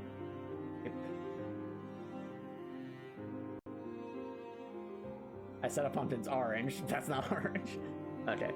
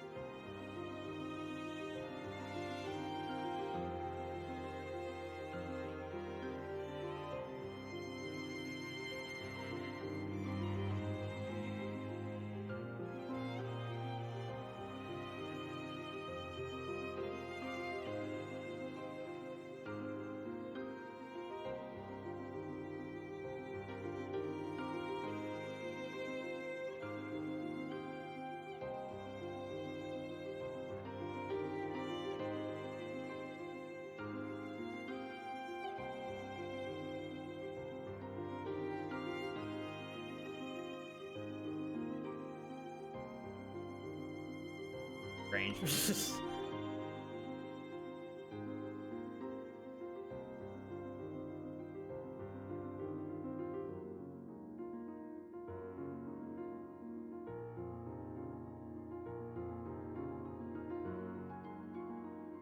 Oh, pumpkin should be green. I did not know that. Okay, taste works.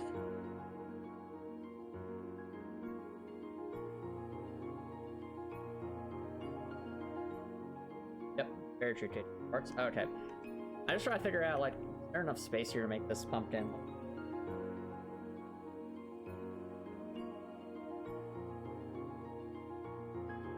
If I made the sides a bit darker, that would probably help.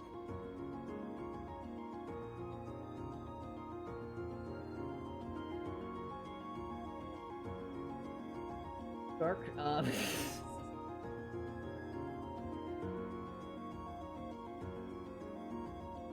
Really? Oh, I knew about white pumpkins, but yellow too. Cool. That would actually add a lot of color now I think about KT Sports. That's a... If I could get just a good base pumpkin design, that would be fantastic for color variety. So we have green, yellow, white, and orange. Tricky part's actually getting this to look, and so...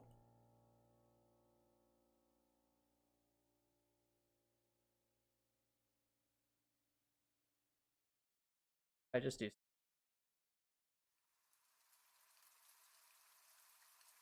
Wait, is it really that simple? Hold on. Oh, it is really that simple. Okay. I was overthinking this.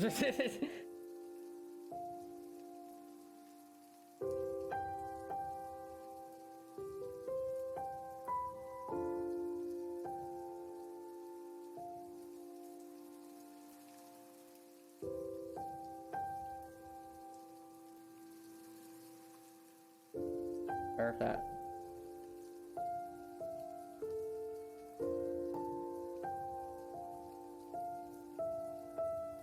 No, I kind of like the...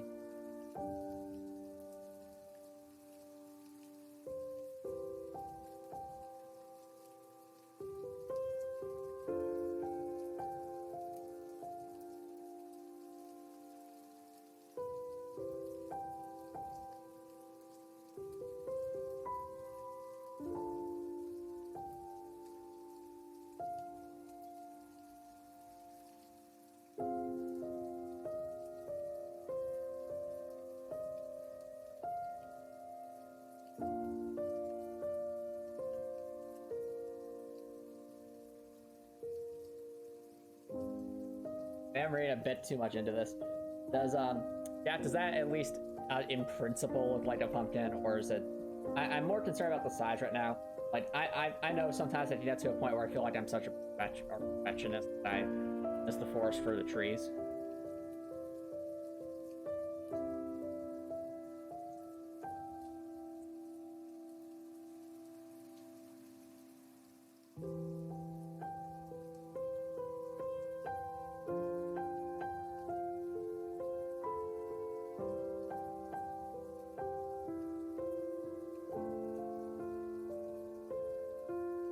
So, yeah, the other chat, if you have any feedback on like sides, like I guess these sides here, I'm curious if this actually.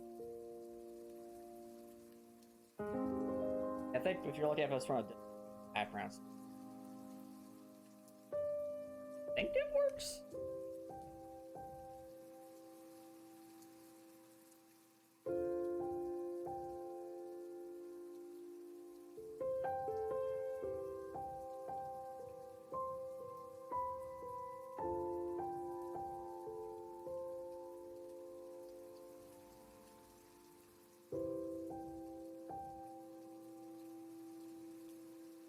The question becomes how many of these. Well, I mean, the pumpkin will absolutely kind of stem. So, I don't want it to be this. It'll need to be green, same color as that. So, how about the darker?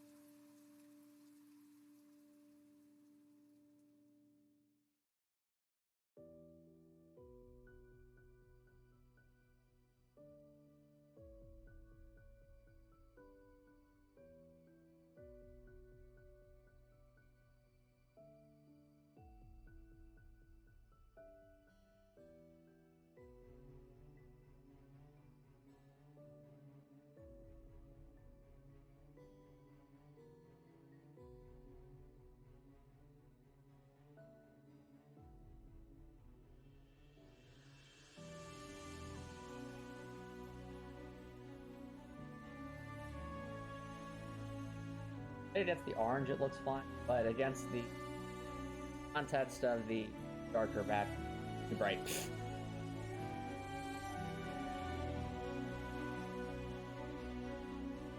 Orange should be better.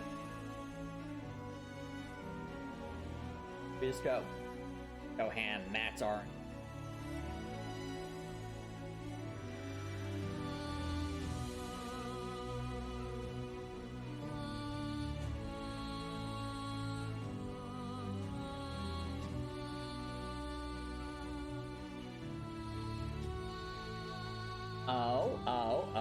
We're getting there. We're getting there. No.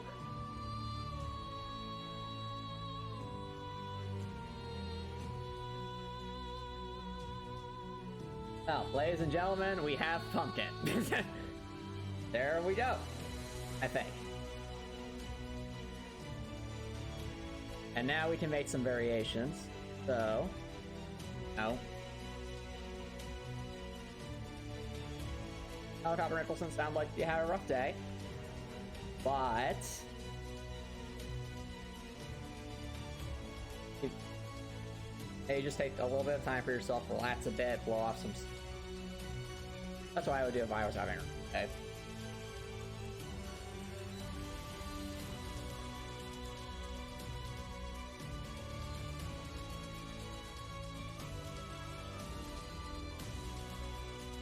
Okay, we could space them out like that, yeah. That would make sense.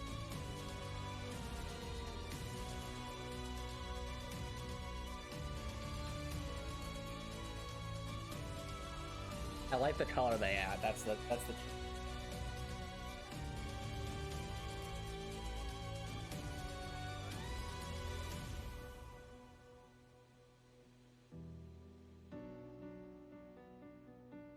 The other thing is that we can. Alrighty, so what colors do you say, KK Sparks? Yellow, white, and green. Okay. Start with the white one, since that's an easy Elvis. Grayscale. Oops.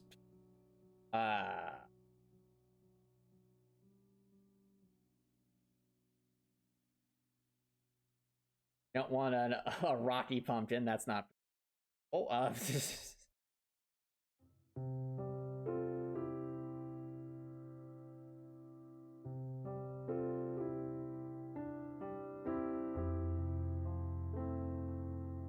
not that much contrast.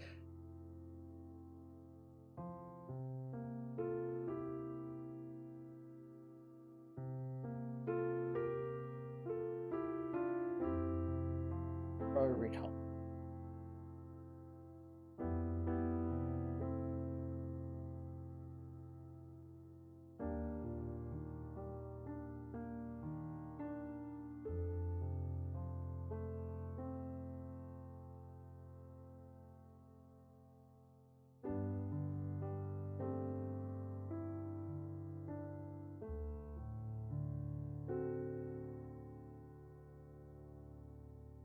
Is that roughly what a white pumpkin looks like?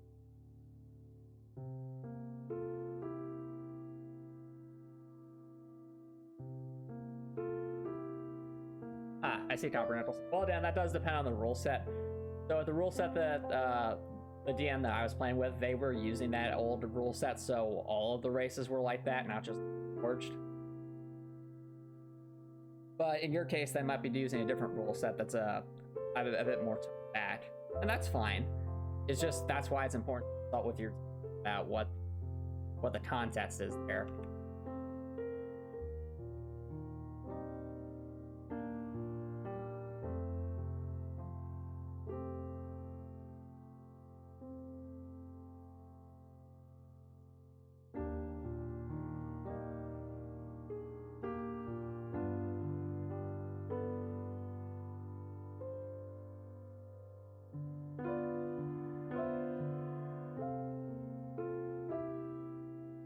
Something's actually the stellar though, like they have to. Yeah, they are. They.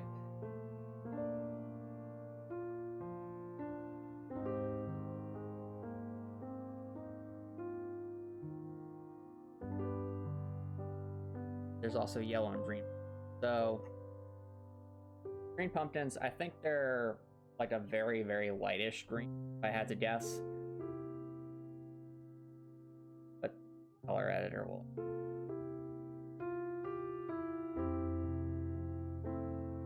I just.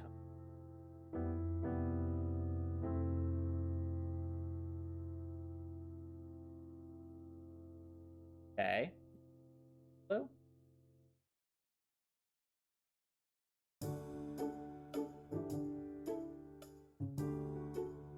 Okay.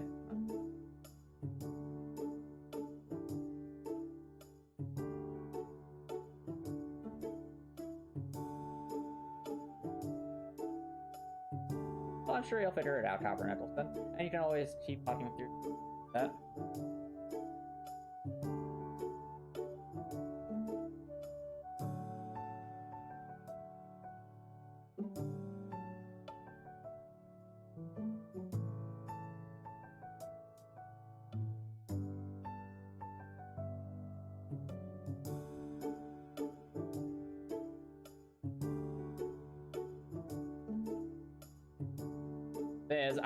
I don't quite know what a green pumpkin is like. It's so I'm kind of guessing here.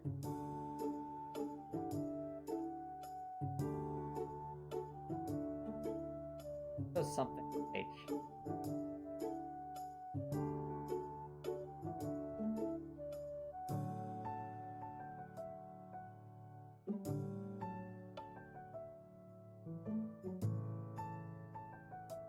that for now.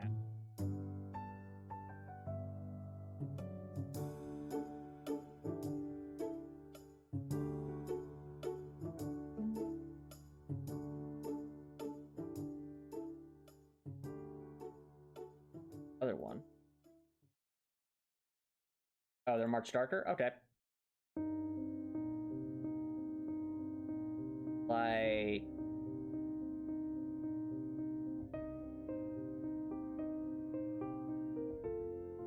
Like that, maybe?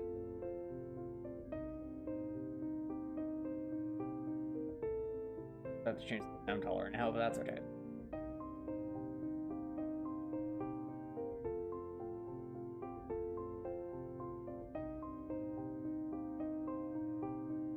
Okay. It's an interesting look, though. I'll give it that.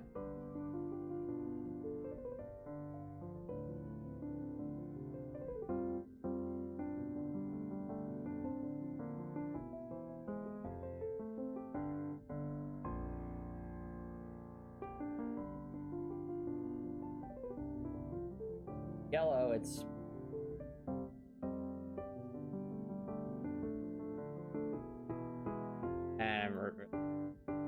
So, 1 second.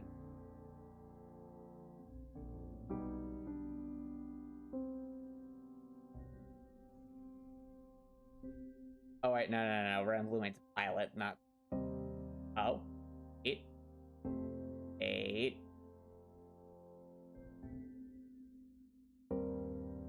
Wait. Awesome, nice KK Sparks. I think that kind of works for a yellow pumpkin too, because it's definitely a different color. I mean, look at this. We have a. It's meant to be Hungry, gosh darn it, but that's a good thing because it's. I think pumpkins were a good call now that we're seeing the variety here. We'll definitely mix it up with some. Be a nice mix up with the mushrooms.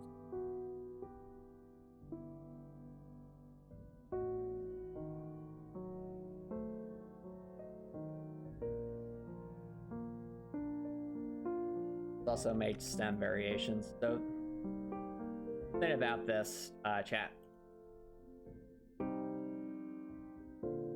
is pumpkins have stems, of course. Yes, thanks, Antomicx, that's kind of obvious, but I mean, that's the stems are, if the stems are cut off like that, then they aren't really growing, they're just, this would be if they were about to be sold at, like, for Halloween, but when they're growing, they actually have a stem that's coming out of the ground, so... Alright, no problem, Topper Nicholson. Hope you have a nice dinner. H.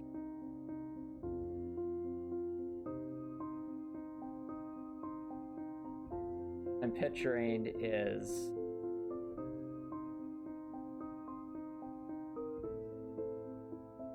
out.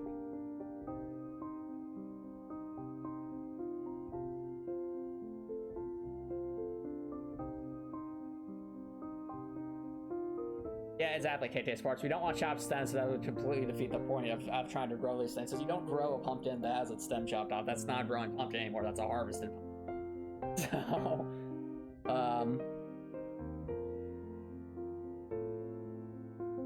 I think of how to make this look believable without losing effect.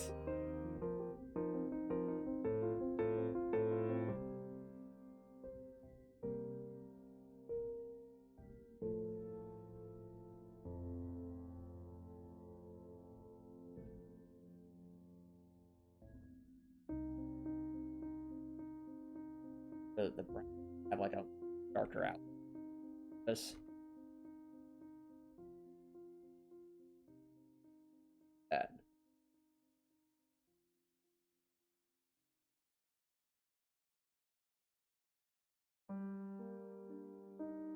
Okay, fair enough, Topper Nicholson. If not, that's okay too. I just do whatever you need to take care of yourself, dude. Have a good rest of your night.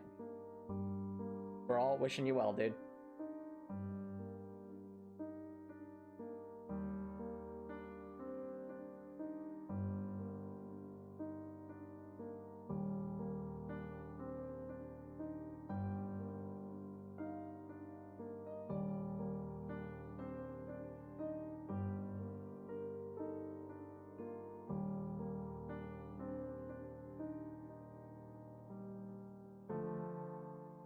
You think it works?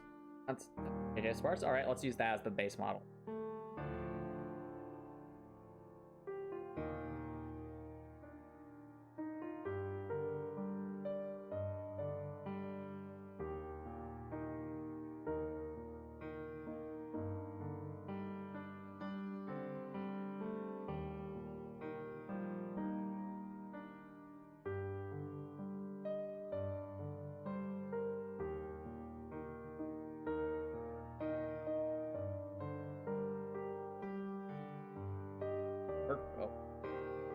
It's not gonna work if we copy the pumpkin, we need the stem.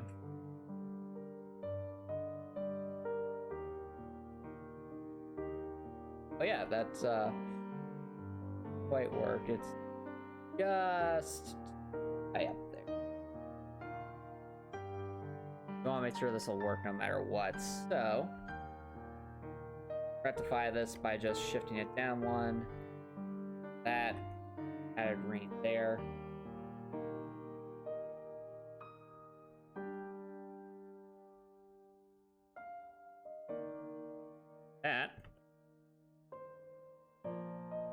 suddenly it fits within that. Well, now it still isn't.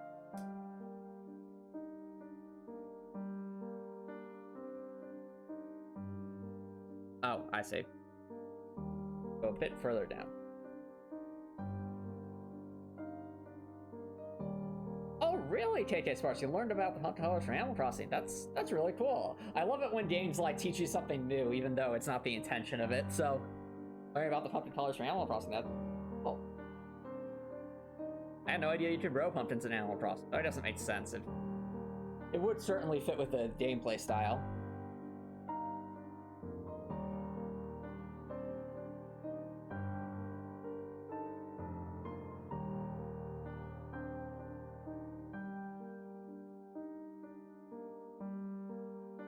That around?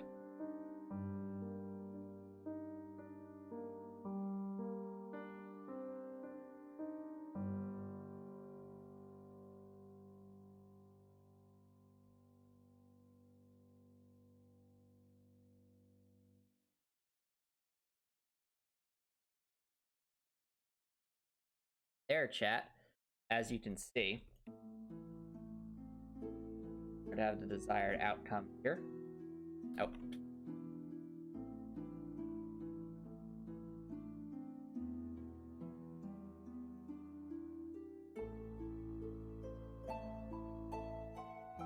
Yes, we took.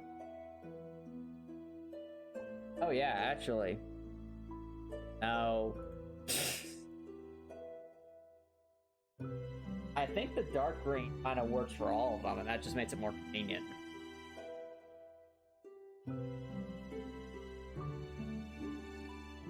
Let me know what you think, chat. Oh, for their Halloween fall update a while back, pumpkin growing became a thing. Halloween. They can also be cooked for Turkey Day, which is what I call Thanksgiving from then on. Ah, I see. Cool. Yeah, honestly, I think that dark green works. That's why I think of a pumpkin. It is kind of with that sort of dark greenish stem. Definitely makes them look more believable, in my view.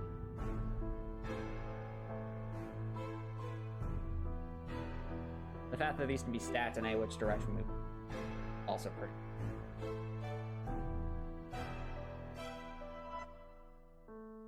Let's think about this. If there's 4 pumpkins and they have to... I'm trying to think of from permutations how many different combinations we have here. Okay, they're arranged. I don't think it's that many. Oh, KK Sparks, thanks for the feedback. Let's actually move that to layer 1, because now we have this. This actually covers all the bases here. And conveniently, they're spaced out just enough so that we can copy them out if we needed to, which is great. So, let me think about this. So it's, I'm trying to think of how permutations will work. It's 4 times 3 times 1, I think. Because 4 colors here, 3 there, 2 there, 1 there, which means, in theory,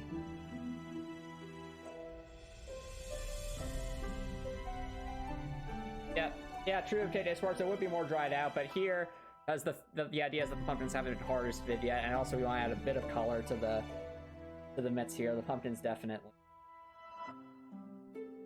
like this makes sense. And speaking of pumpkins, these pumpkins I think are way too big for anything but like a top shelf layer on like a stacked thing here.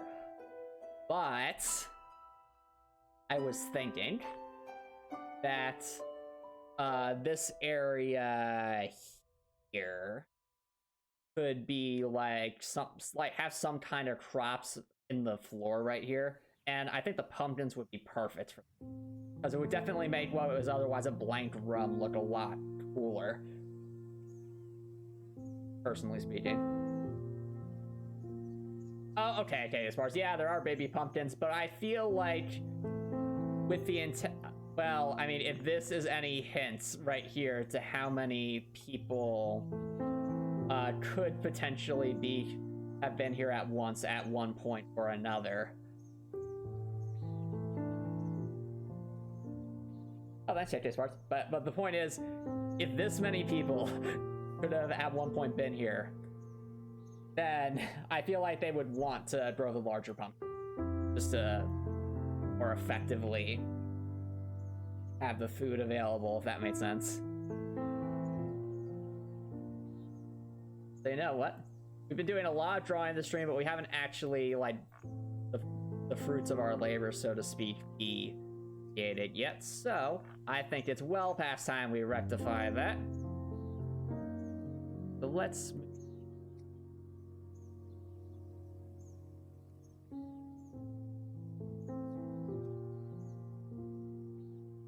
here. Ever step.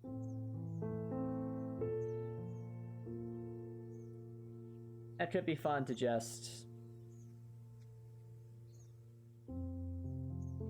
So let's keep the default pumpkins over there by the way. Now let's mix up the colors a bit so we have some more variety. So we currently just see white, the orange.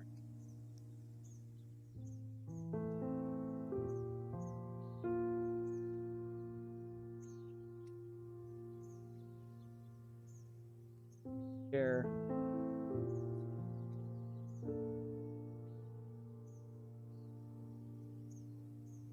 Up.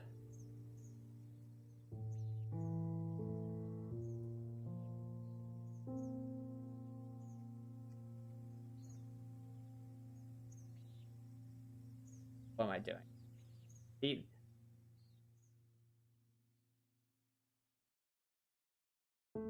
I was thinking lower and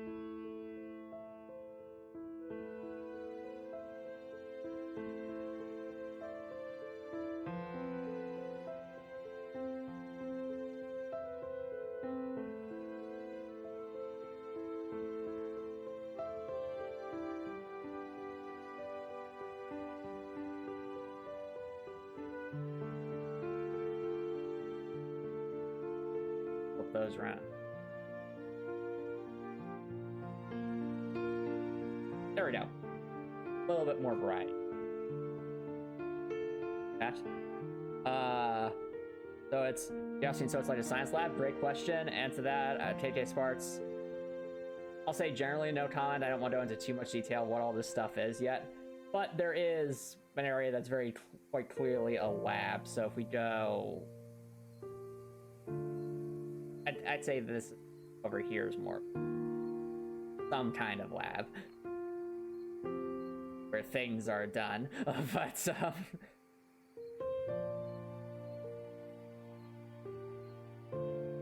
for here, I'm thinking more so like this is an agriculture. At least this section here is kind of agriculture. So.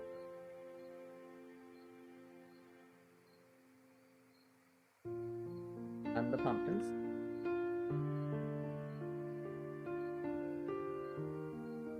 One thing I'm thinking is we want kind of plant bed. So we have we have these. And that works fantastically for just a base. But want to make sure we expand that if we want. So I'm thinking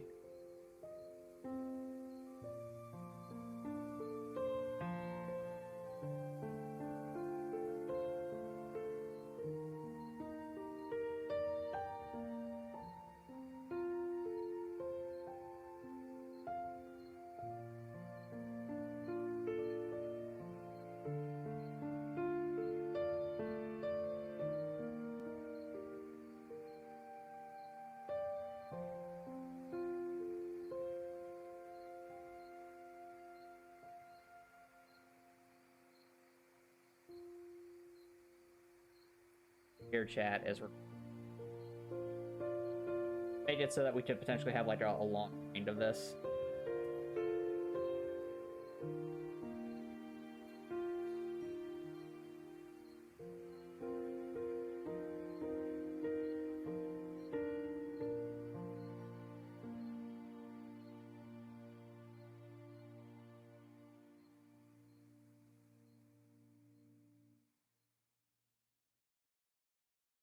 Edges.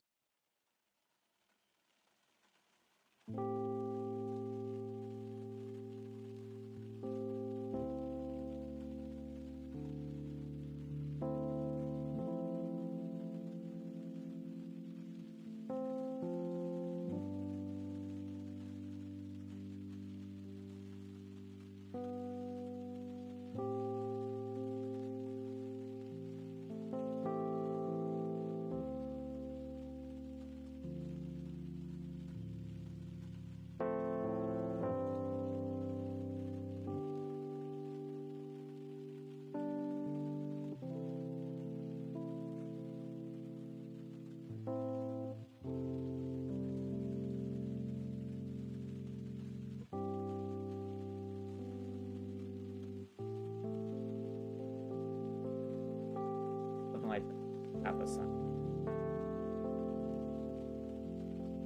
Actually, I guess we only.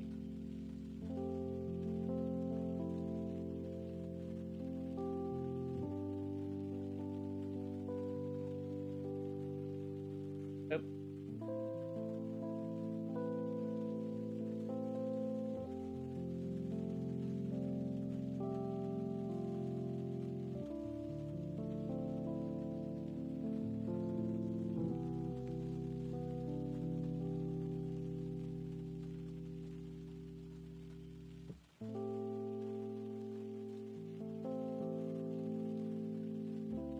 Ah, fair enough. Hey, Sparks. No, that's okay. This is still science. I mean, agriculture is the science. I mean, agriculture is the science of cultivation. Yes.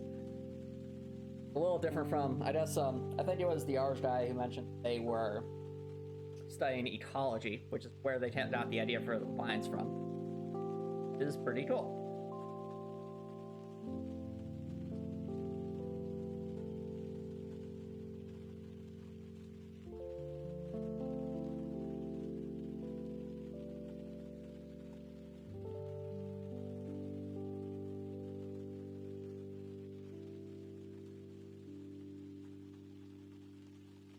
Here we'll just have the dirt, metaphorical dirt patch.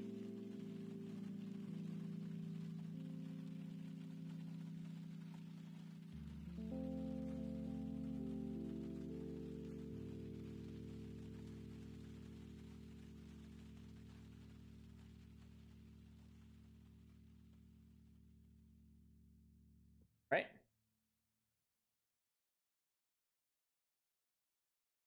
Or we have up there when we could put it. Yeah.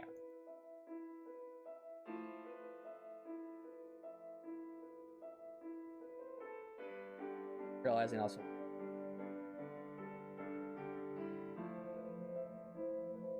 Well, we honestly might be able to get away with. Yeah, this. Not that, but.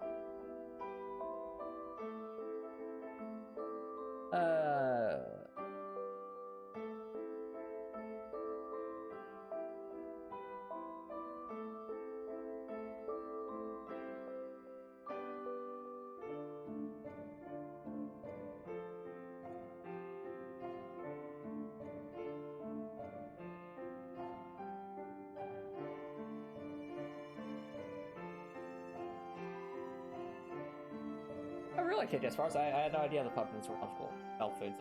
Cool. And definitely something. No, like it's always good to learn new things.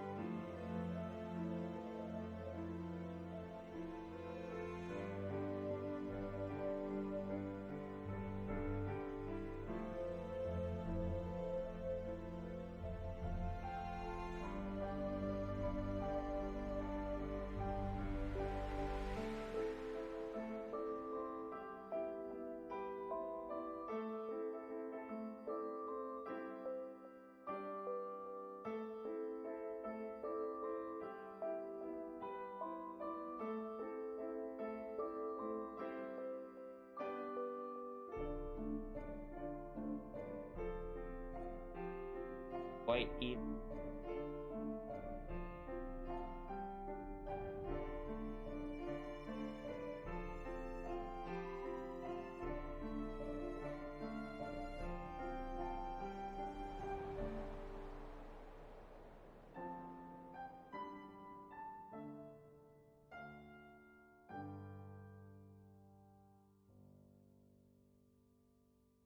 Bear with me, chat. I'm trying to. That is even not quite.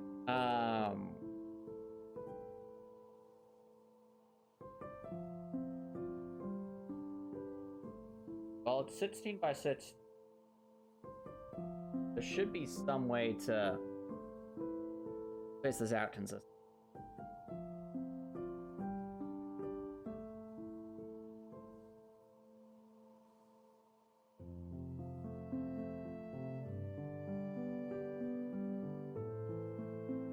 Well, the problem is that we, of course, need those 3.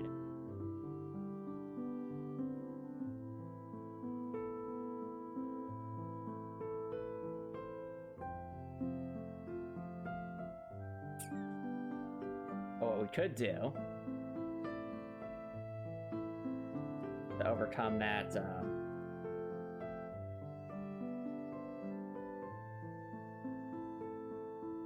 turn is just get rid of the post altogether and just make it plain.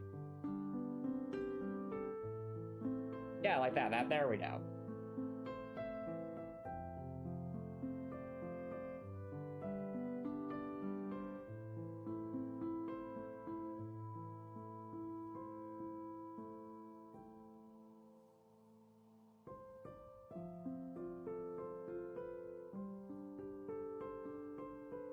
Okay, and now after much ado, might be saying Antomicx why.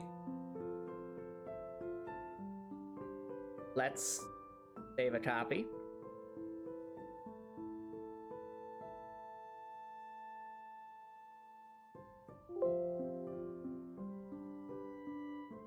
And see how this looks. Oh, glad to hear it, KK Sports. Glad you're working towards a personal health goal like that. That's awesome. I wish you all the best with that. I know, like with anything, it's hard to get started, but once you get into a more consistent pattern, that becomes.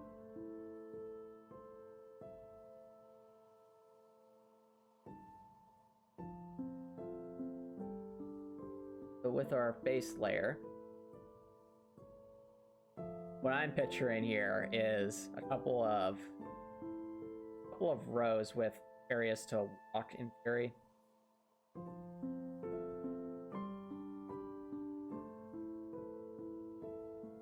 That was beat up.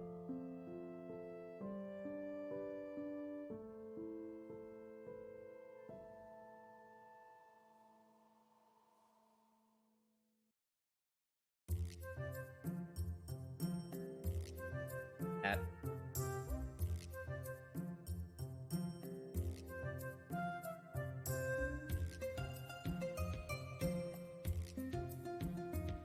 And then just for funsies, this snakes can also be part of the fun. Well, actually, if they were trying to maximize this area, they would just straight up make most of it just farmland. So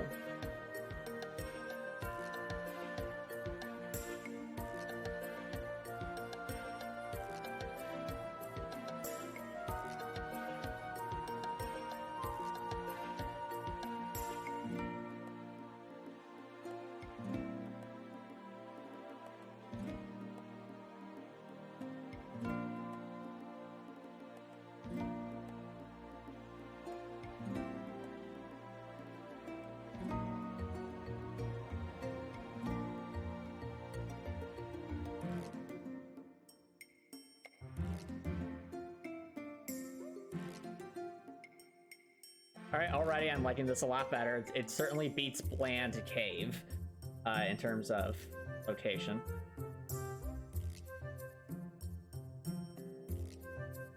let's toss in some pumpkins. Well, it's silly if it's like you have crops where the snakes will be, so...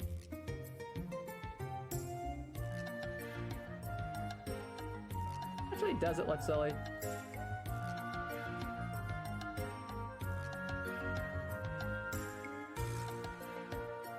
Alright, sounds good, JJ Sparks.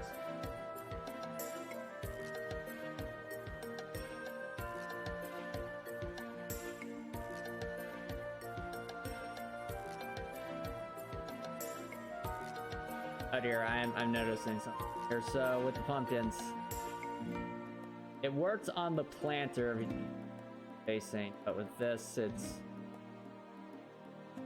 It worked on the planter because of... Yeah. Okay. I know how to fix this. It's just going to involve, how the tile set works.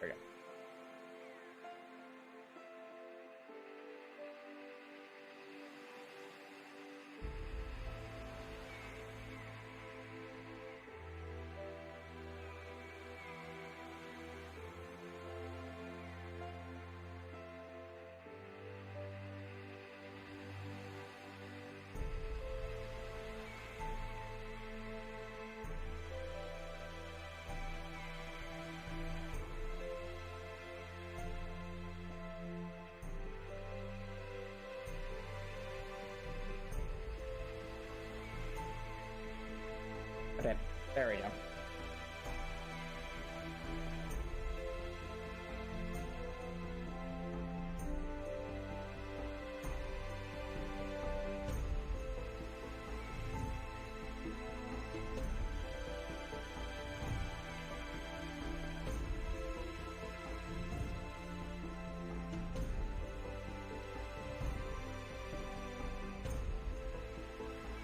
Actually, on base there now. That feels it.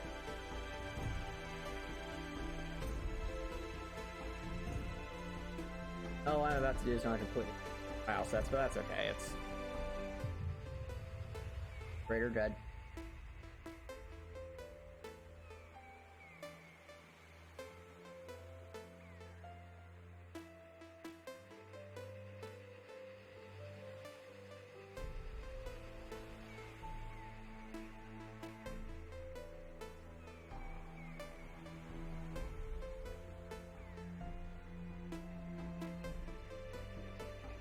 Oh, that's why I copied. I was confused on that race from it.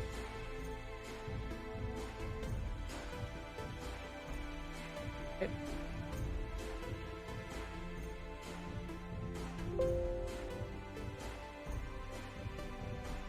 Alright, now that of course completely messed with everything, but that's fine.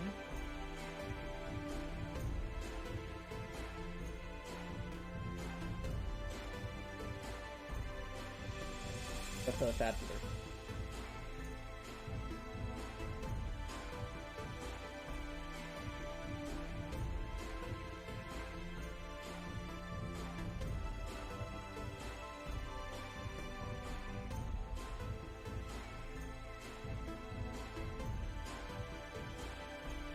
Actually, I guess it could work as a detail layer anyway. Okay. Yeah, it would still work as a detail layer because we're not throwing anything on top of it.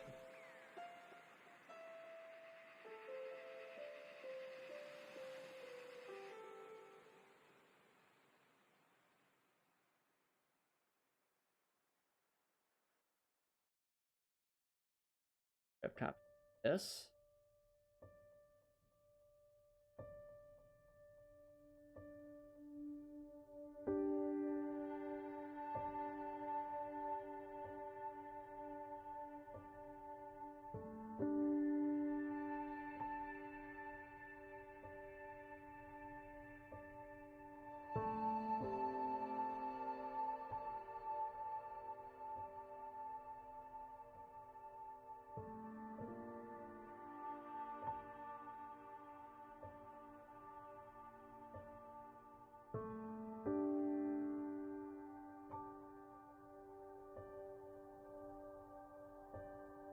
how does that look, chat?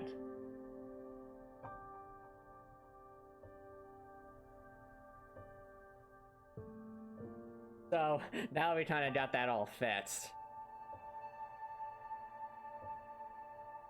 Well, it's quite colorful.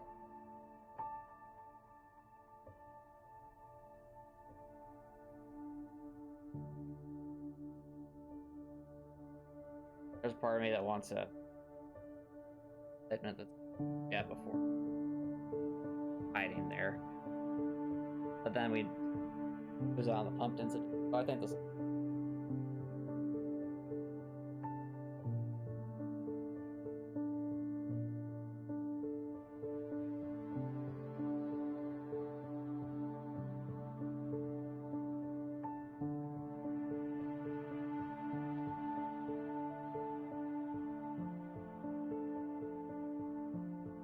If we always do something this where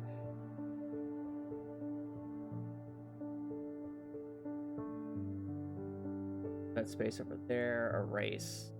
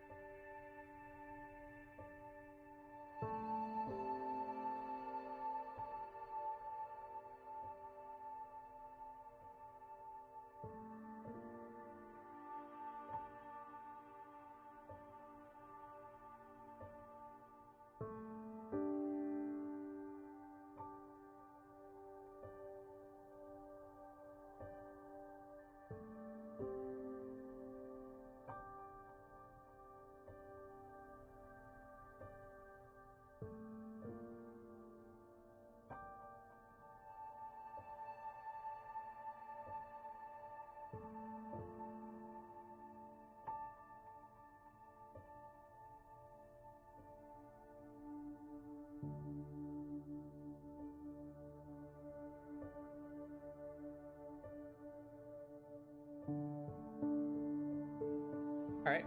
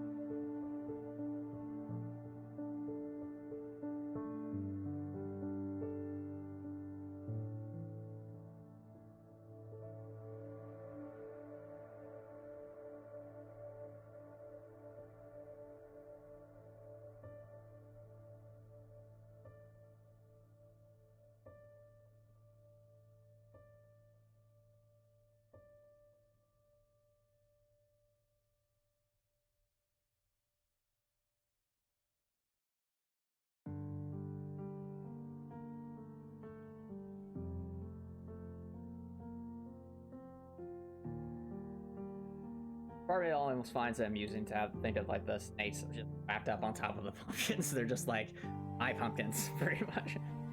Okay. But since we're at it, try the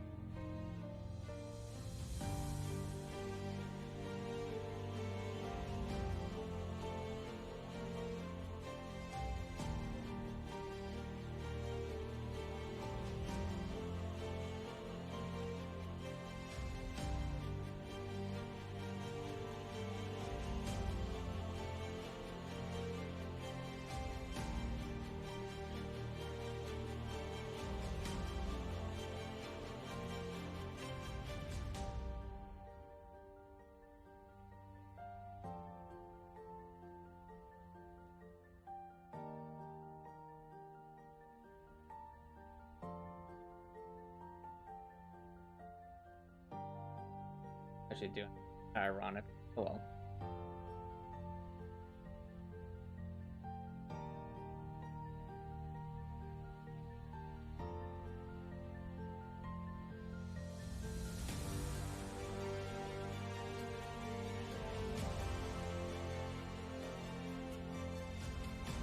Yeah, we're definitely going to need to make different level variations.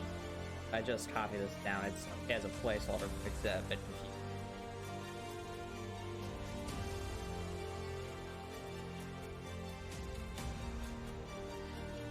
Yeah. Definitely need variations.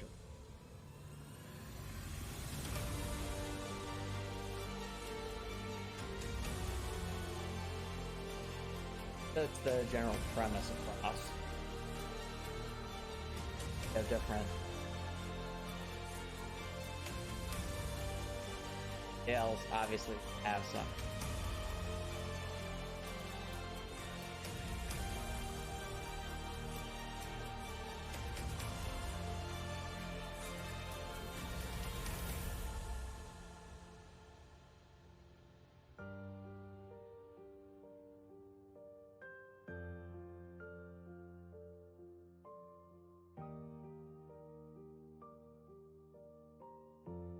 Wait a minute.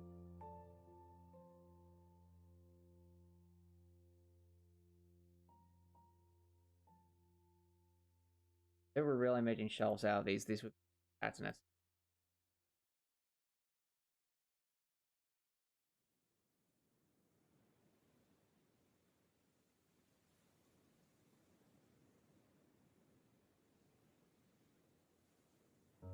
Like plant.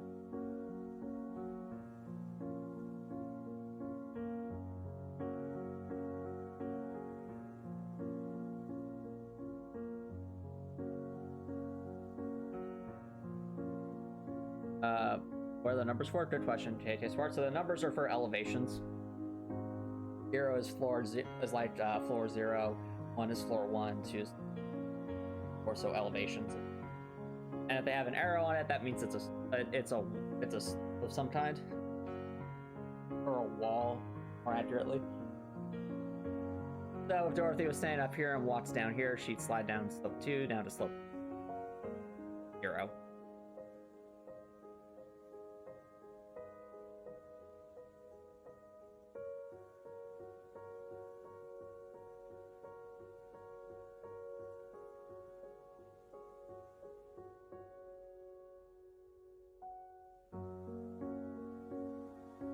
All in KJ Sparks.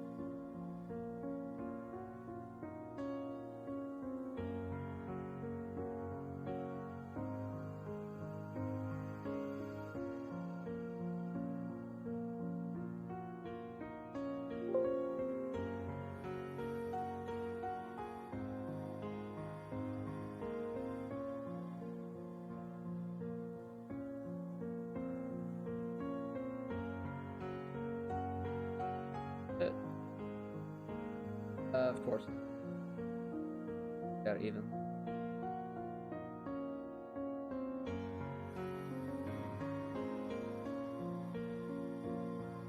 Oh, fuck.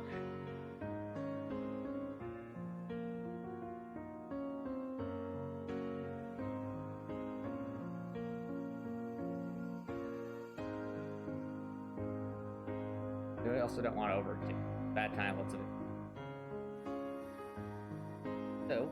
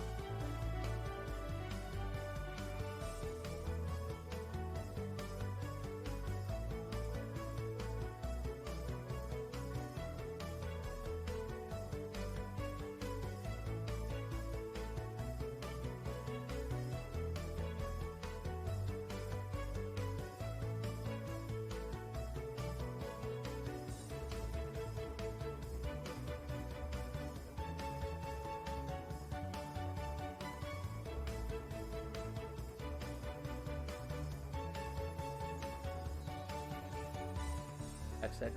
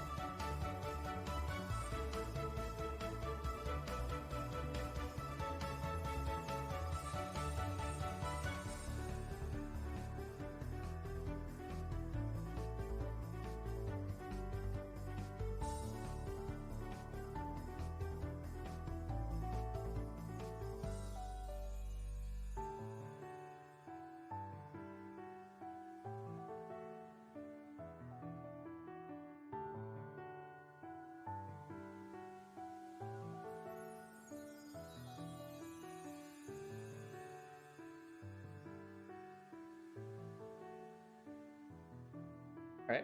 I mean, we might in the future replace some of these props, but I think that'll help get the general idea.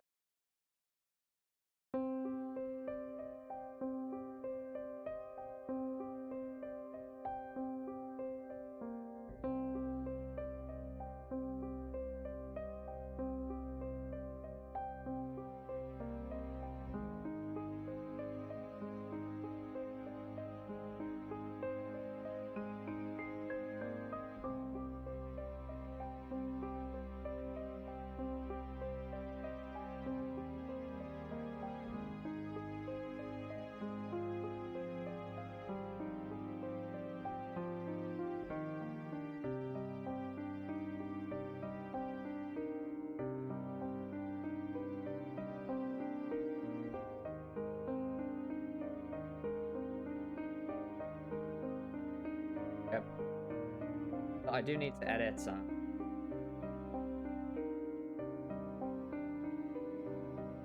But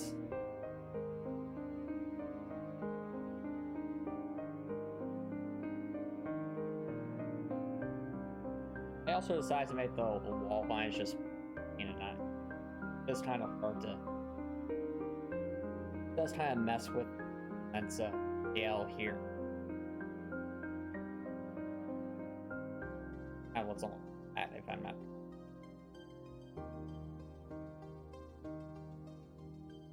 About it, so that. I mean, first let's fix the embeds. Oops.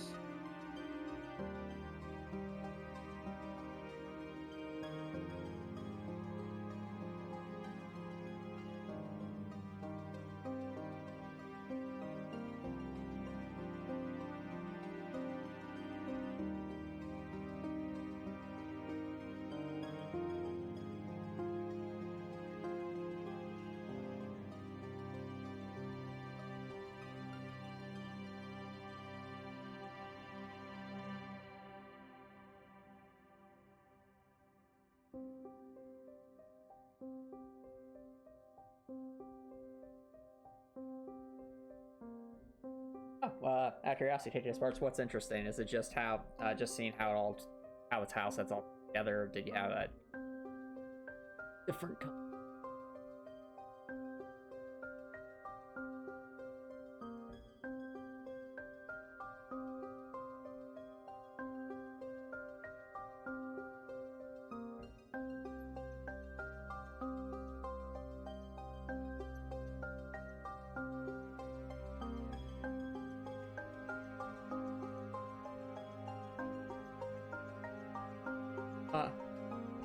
Fair enough. Yep, I think it is cool to be able to.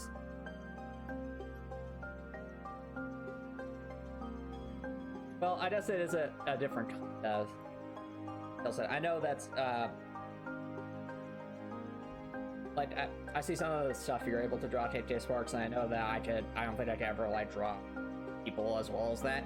But it's like when stuff like this, where it's like all part of a big setting, I love thinking like this because it is very much like this is all in a way a lot like playing with Legos. Fair enough, KJ Sparks. Well, that's why I spent several weeks working on the level design on streams, KJ Sparks, is because I had to have the levels down before I could even consider what should be in the level. But now, so it's kind of like outlining in a sense. So you can think of like this as like sketching for a level designer. And then this is where I start to have, or it starts to become, I'll kind of think of this as like the coloring, if we're talking about other art things. Now that is a very loose way of summing it up. Get some cool stats out of it.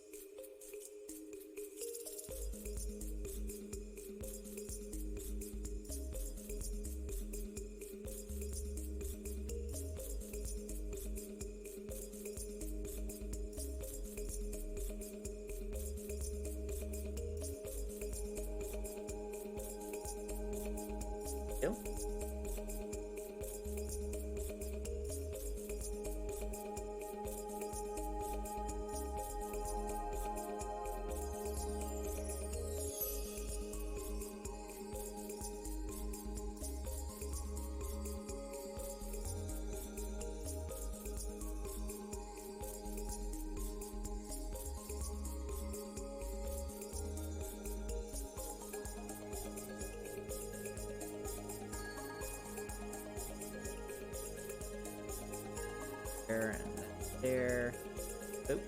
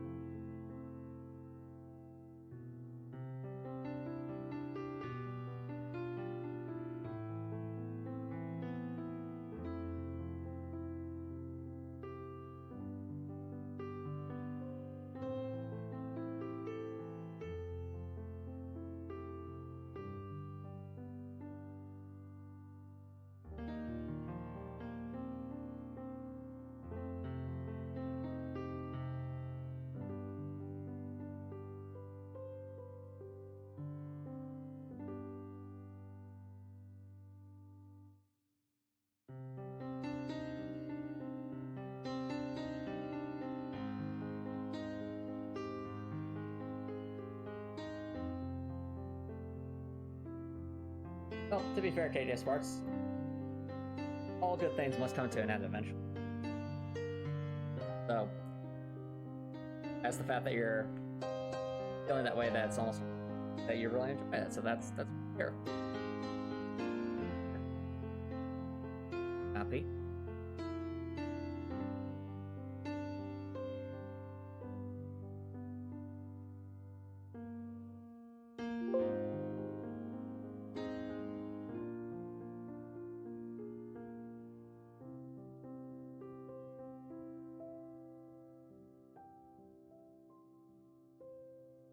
Well, sounds weird.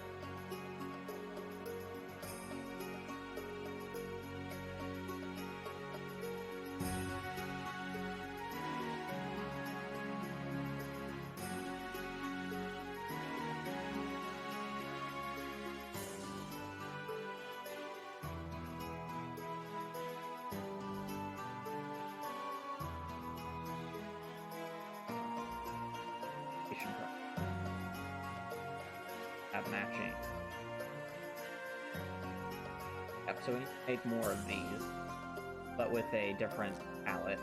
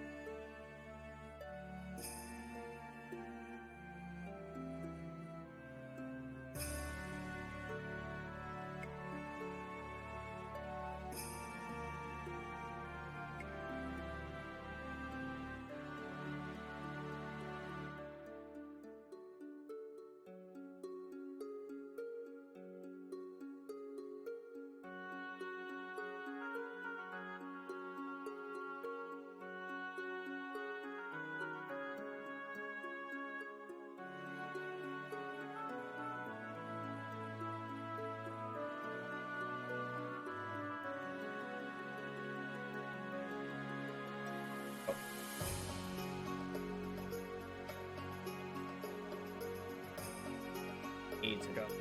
I'm just kidding.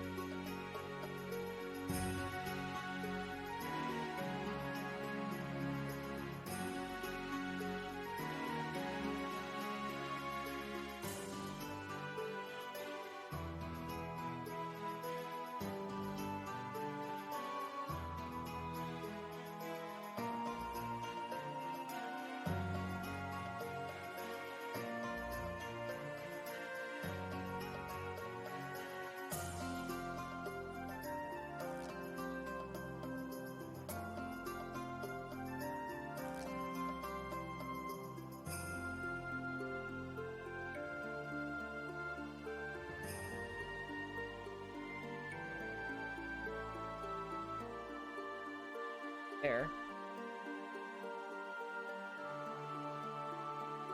Fair enough, KJ Sparks. There's appeals to both fantasy and sci-fi. I mean, I personally, well, actually, I enjoy fantasy and sci-fi for different reasons. I've probably read more sci-fi than I've read fantasy, but there's fun to be had with both. So I find it really fascinating when you can kind of mix the two. So Shining Force, which is a game, favorite games of all, does a great job of mixing sci-fi with fantasy elements. Or I should say fantasy with sci-fi elements. Because it starts out feeling very heavy fantasy, but by the end of the game you're fighting robots and it feels it feels like it fits perfectly within the game's lore and world. I love and that can be fun to see.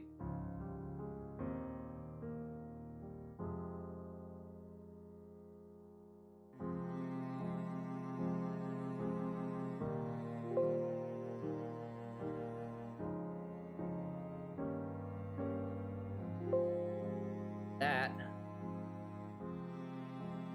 give us Tilesets. Read these. And I'm realizing we're missing.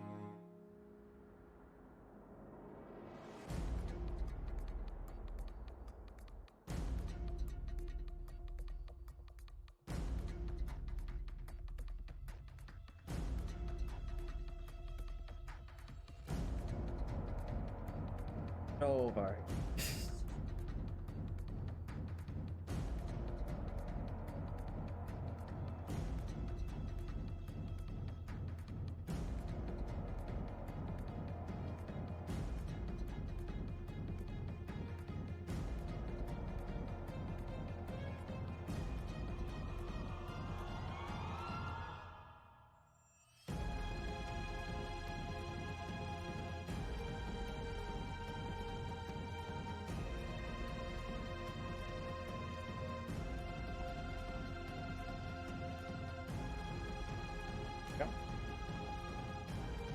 I don't mind the turn. I want to Zia Blade, but when you tried, you fell asleep and lost the place. And Nico's the let's play. I see. Well, I know Xenoblade exists. I've heard it's a great series. I just haven't played it or watched it.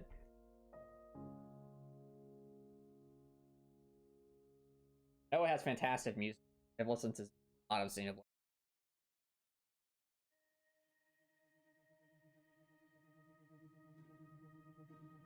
But I think Unfinished Battle is such a great song.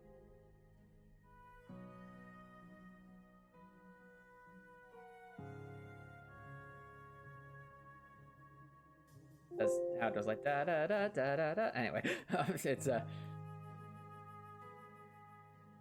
even if you never play or watch Xenoblade, definitely look up some of like because their soundtracks are so good. Like I don't really know how else to describe. It's just so big orchestra, and I love it.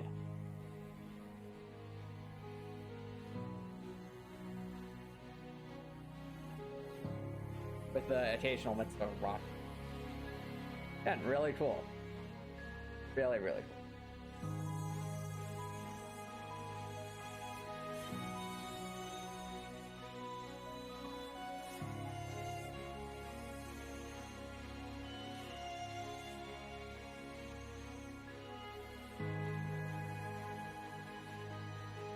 Okay, now we have the things we need.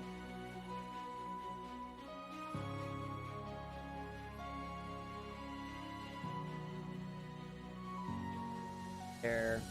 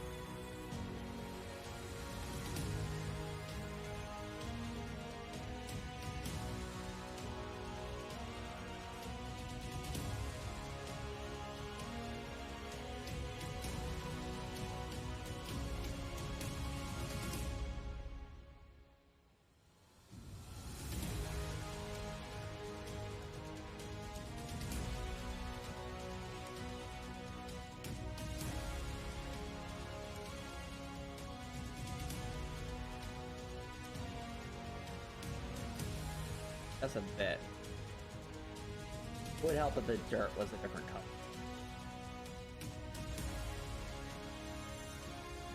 Add to it.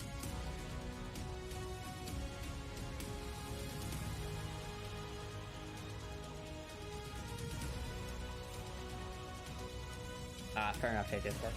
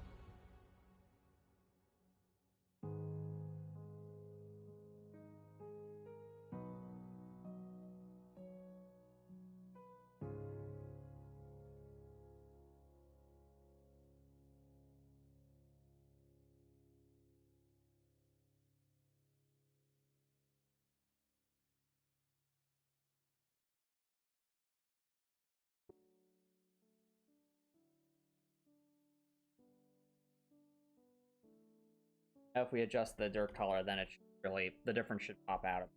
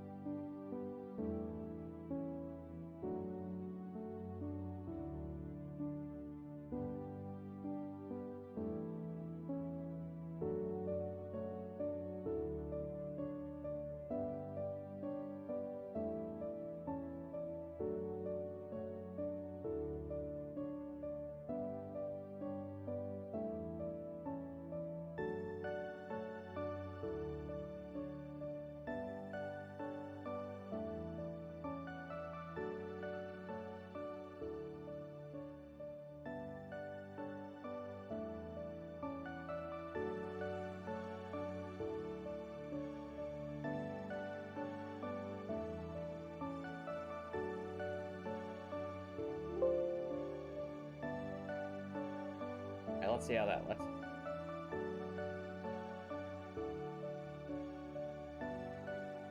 Oh yeah, honestly, if Nintendo did make a video game channel for their YouTube music, they'd have a ton of, you know, sure.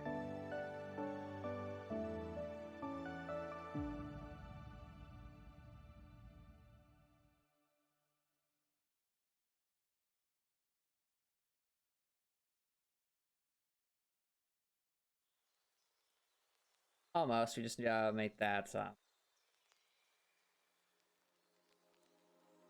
variant for that now. Oh, it's just a dirt variant at this point. Okay. Right? Yeah, okay. What I need to do.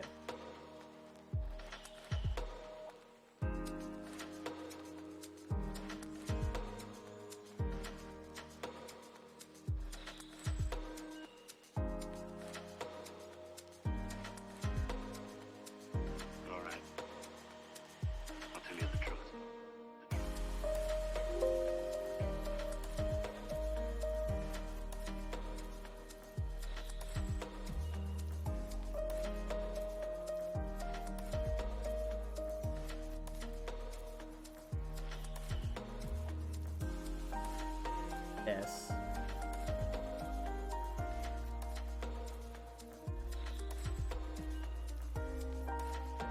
Oh yeah.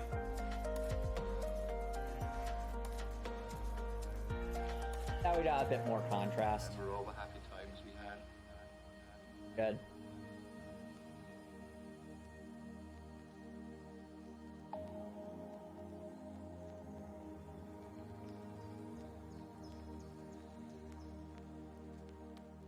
Very much alike.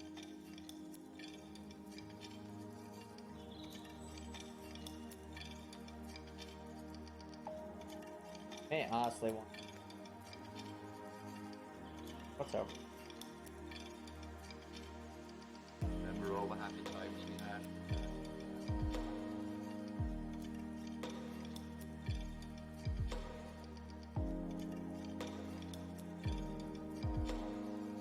This darker. Very much alike.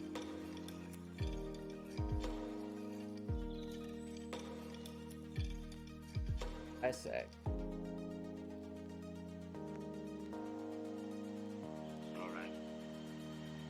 I'll tell you the truth.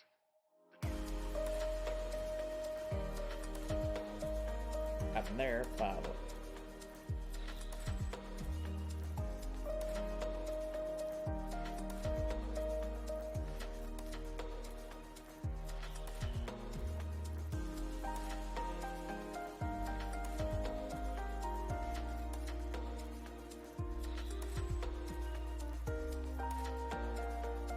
We could do it.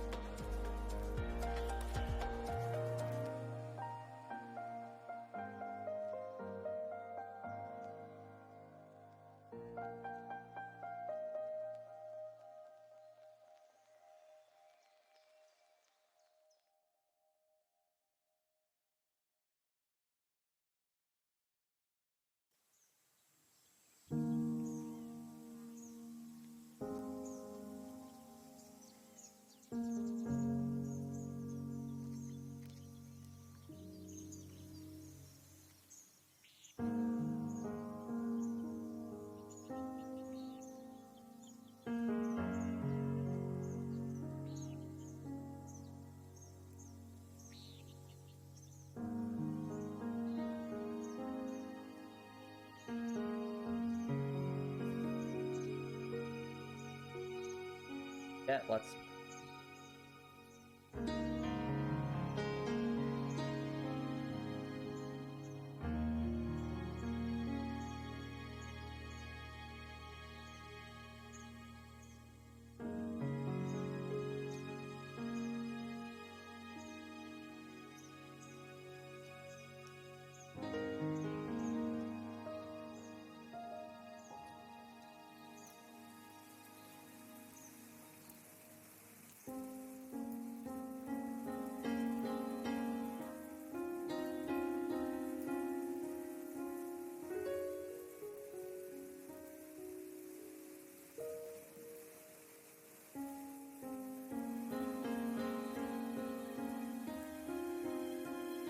There's.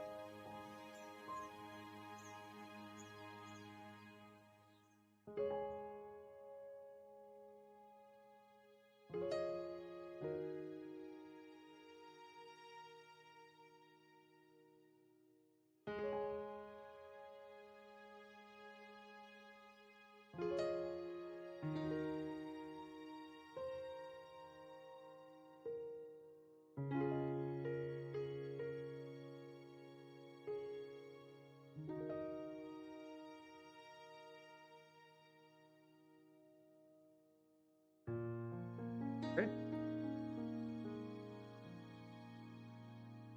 There.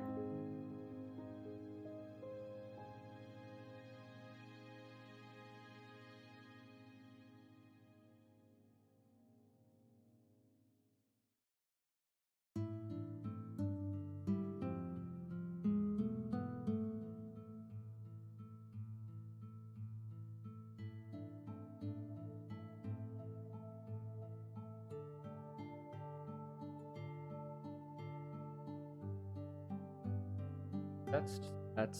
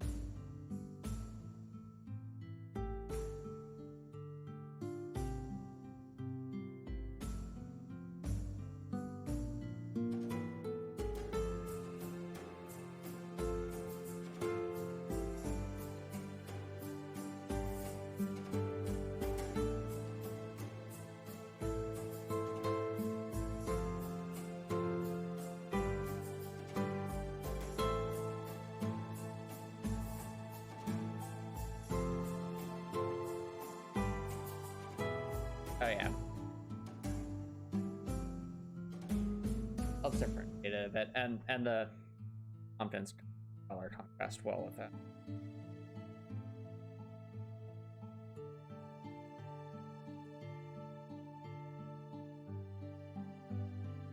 Lines. No.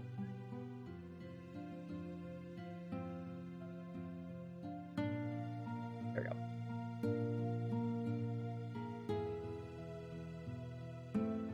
Okay, there we go. Yeah, that's a much needed relief.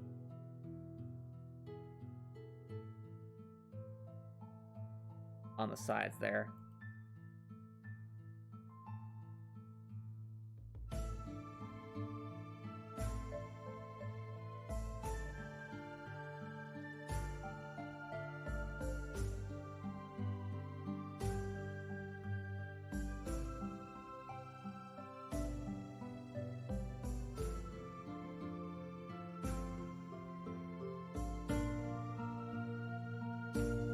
Oh yeah. Let's not let chat. Already I'm already liking this area. it's starting to look a lot. You wouldn't think that you can make the cave colorful, but you'd be wrong.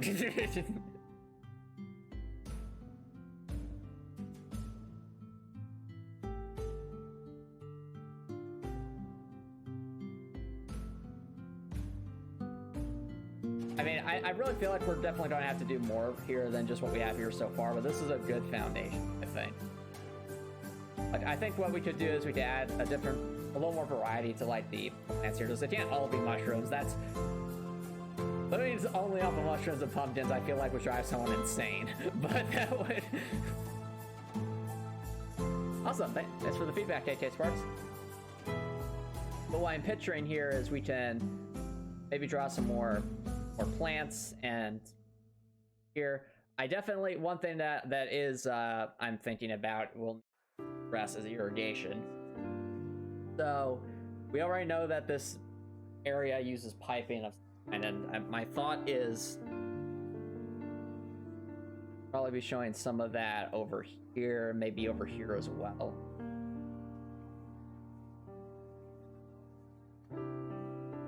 What I think what I'll do is I'll put on some more outlines for just this area a bit.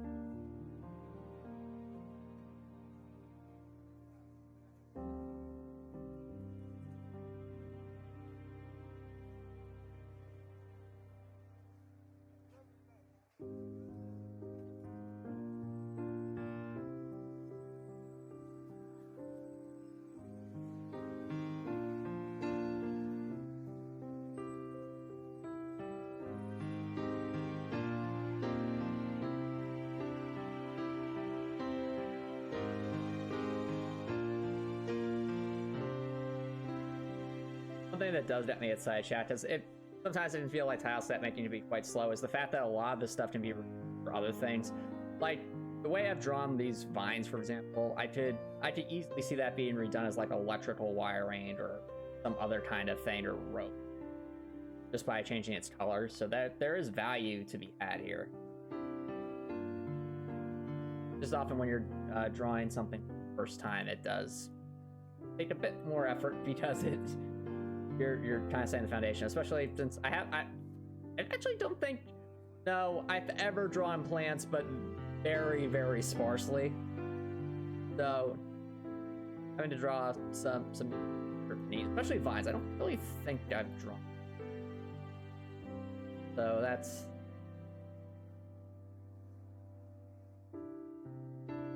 definitely interesting.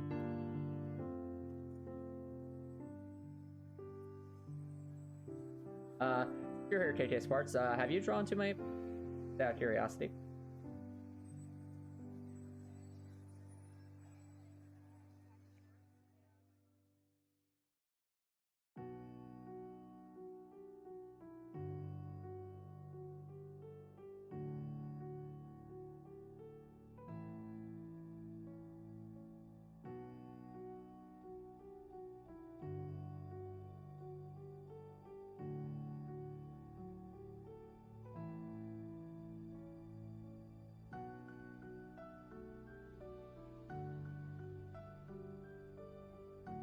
Enemy place. There's a part of me that almost wants to shift these guys upward. Just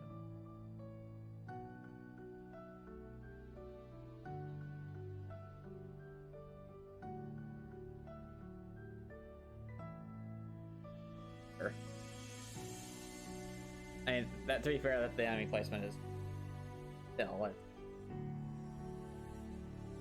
Oh, sure, no problem, KJ Sparks. I was curious, have you drawn plants before? Because for me, I've only drawn a couple of plants here and there, and not super often. I know for me, when in the past, the things I've drawn the most are like structures or I just balls for the most part. But like plants is a rarity for me.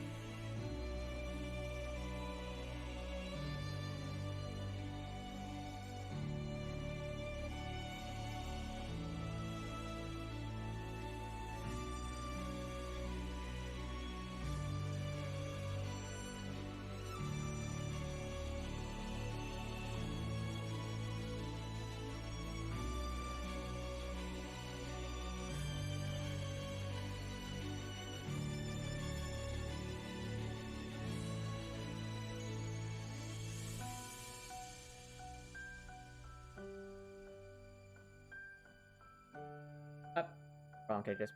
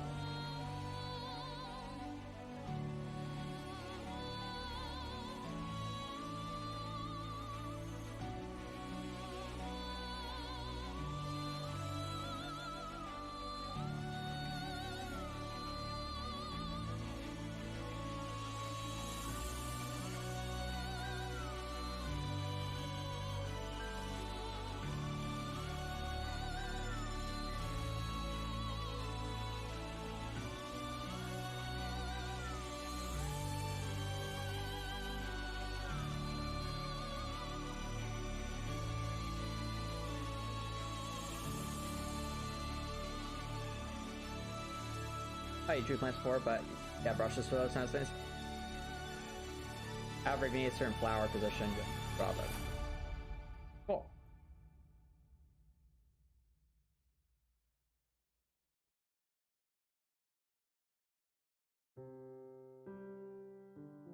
I was just a bit curious.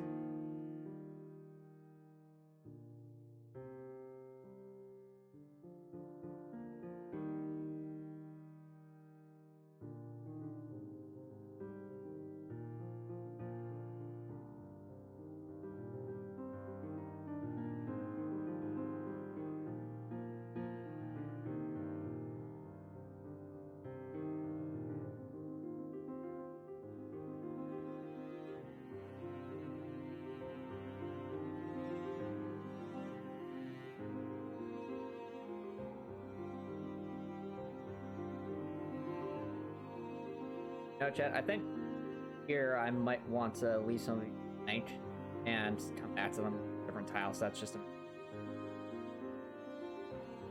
actually pretty because I think having platform.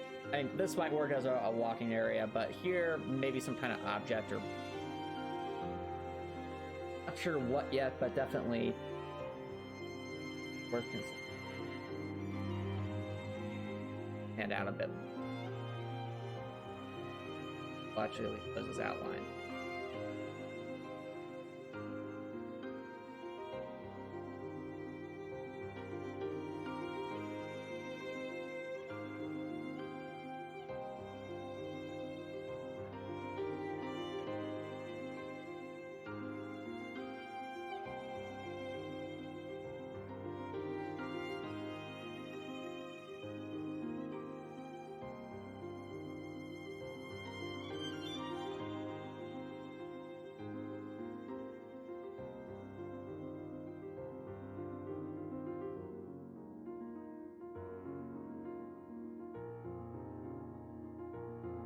Oh, awesome. Glad you finished your homework for today, TK Sports. That's awesome. Yo, JD Eagle to Eagle. Thanks for dropping by. How's it going? Also, welcome back, Copper Nicholson. Welcome back.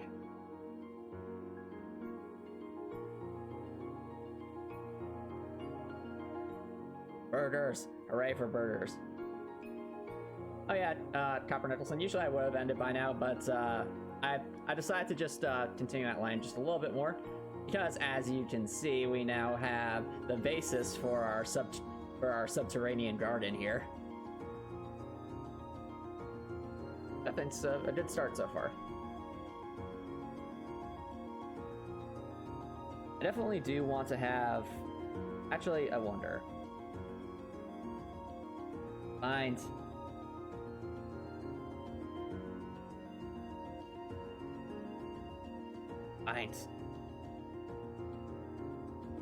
There.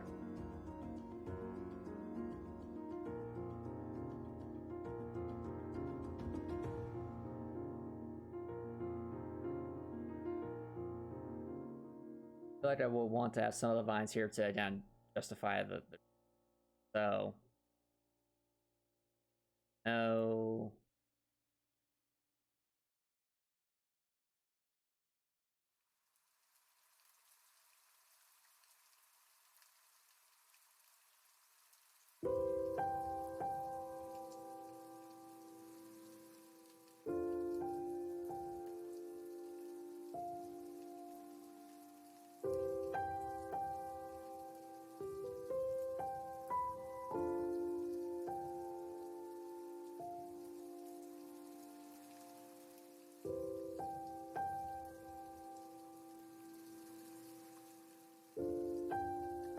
Maybe have the vines like come out on the floor and then go into up. I just wrap.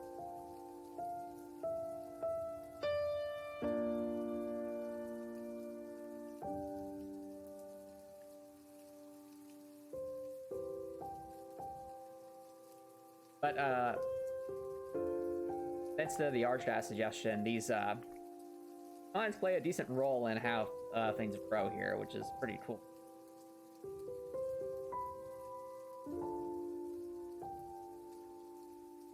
And also, thank you to the KK Sparks for the different colors of pumpkin. This definitely looks a lot cooler than if it was just all orange.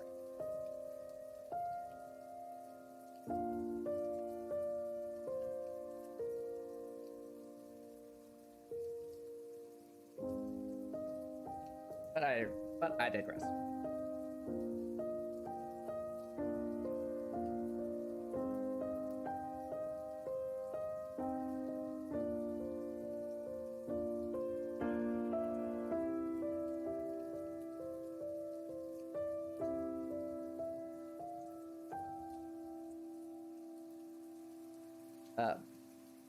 Voices. That's word on council voice, so fair enough. Fair enough, KK Sparks. You're trying to decide on a cantrip for your character to start off with. Any advice is really good. So, Copper Nicholson, I know next to nothing about regular roll Dungeons & Dragons 5e spells. And you might say, why is that, Antomicx? Don't you play campaigns you're a part of that use traditional rules? Yes, and my character's a fighter, of which physically and not learn spells. So I have nothing to say other than consult your DM, think about what you're looking for, and read through the player's guide if you're curious as to what spells are out there.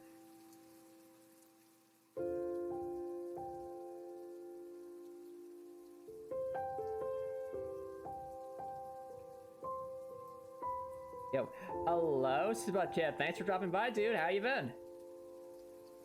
Welcome to, I guess, the gardening tile set stream, as you can see. What's fun about this was that we were trying to consider what would a subterranean garden look like. That's led to some, we'll say, interesting design choice in terms of just that.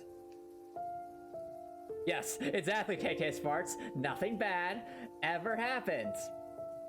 Ever, as Nora Valkyrie would say. Ever. Such a fun line.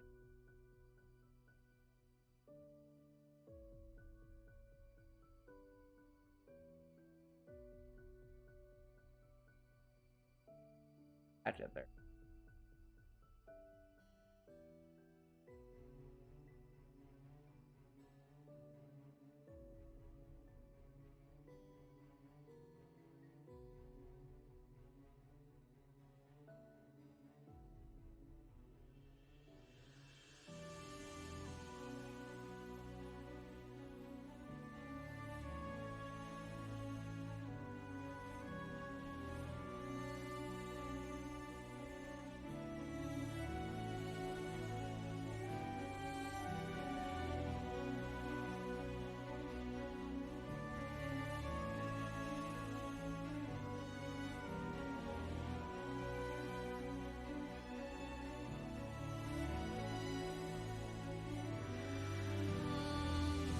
That's just one wall.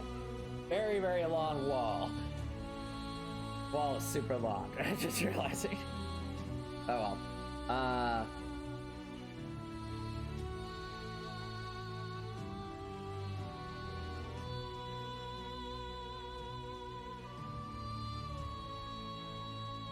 Yes, open up.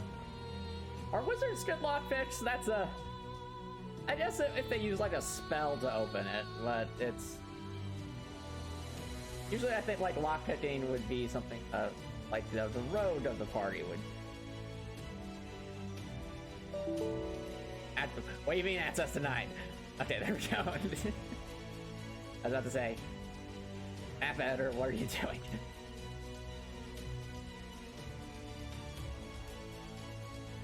Oh, men's. Actually, you know what? Yeah, I was about to say, I will say anything that heals in like traditional Dungeons and Dragons is usually very good.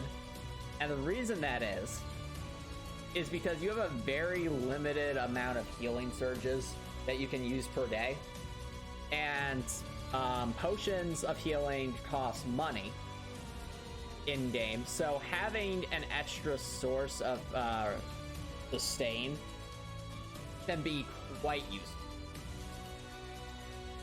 And one of the things I always find myself thinking when I'm playing with my Warforged character is I really can't heal myself that well. Like I may be super tanky, but if I just keep getting consistent damage over time, I'm going to just get knocked out because I just don't carry very many healing items. I don't have any healing.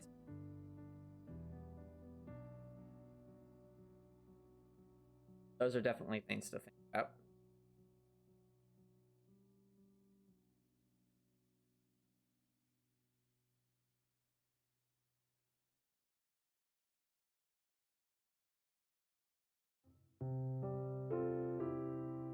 Oh, man, it's for objects, not people. My mistake. I see. Well, my point still stands that anything in Dungeons and Dragons, generally being able to heal oneself or heal others is a massive benefit. But then that's also why there's classes dedicated to like buffing it.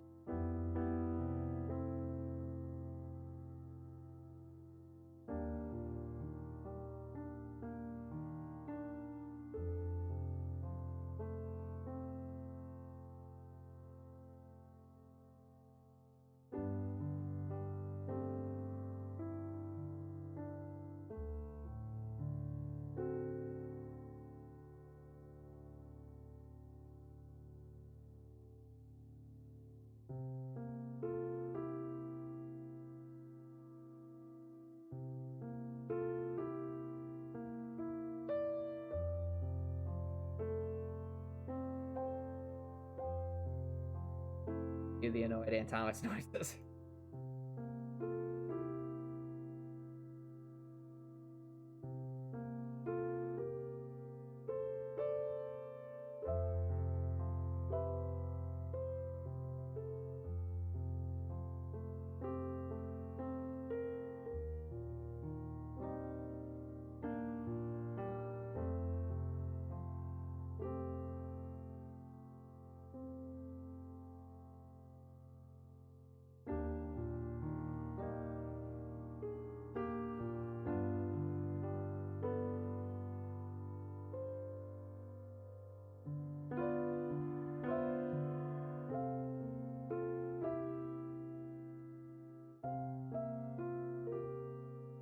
Okay, yeah, that's probably it.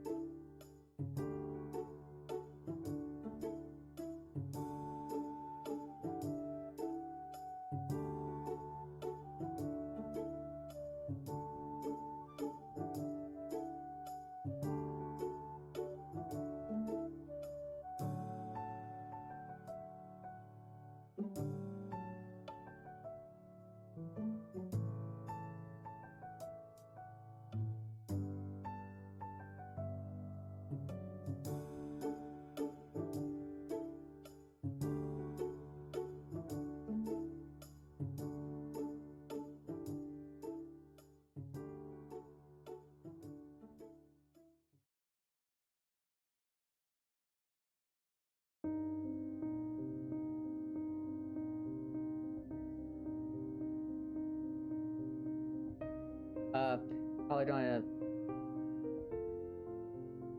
put salt circles around Psycho and Ashina along with Jesuichi and Francisco. Okay, as far as okay, I see how it is. Fair enough.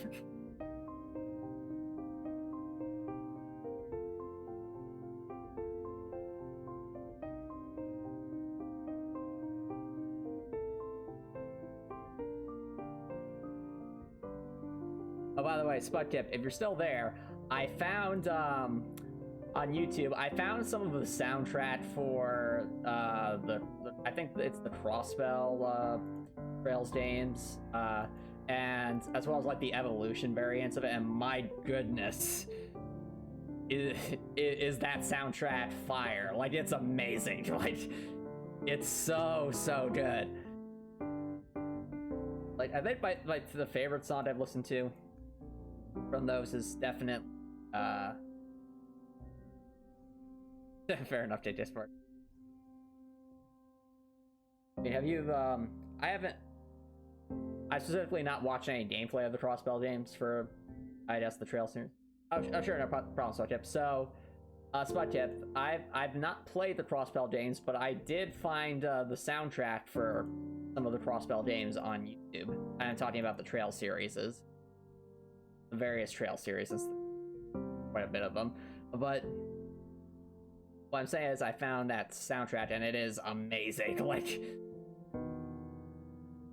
it's I have some of those songs stuck in my head. Like, I mean, have you played the Frostbelt Dames Spud Tip for like the Trail series, or you just know of them?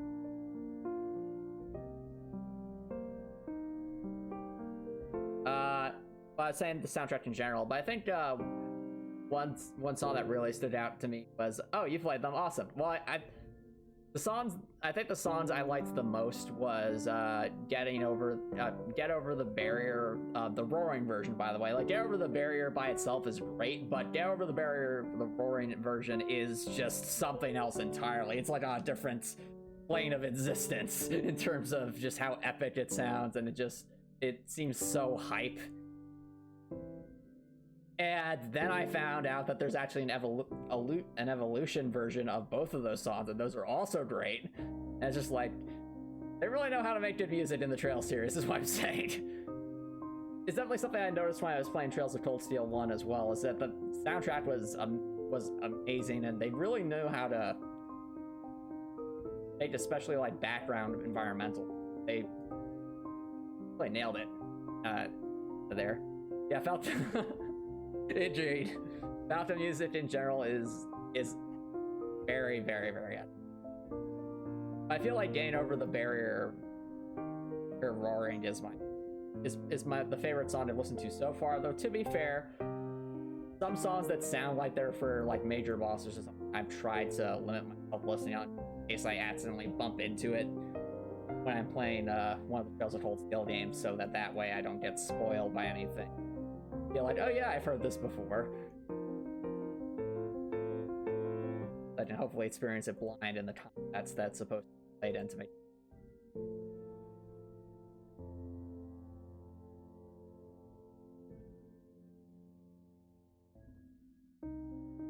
Oh, sounds good, Spot. Yep, thanks for doing that. I'll have to check it out sometime.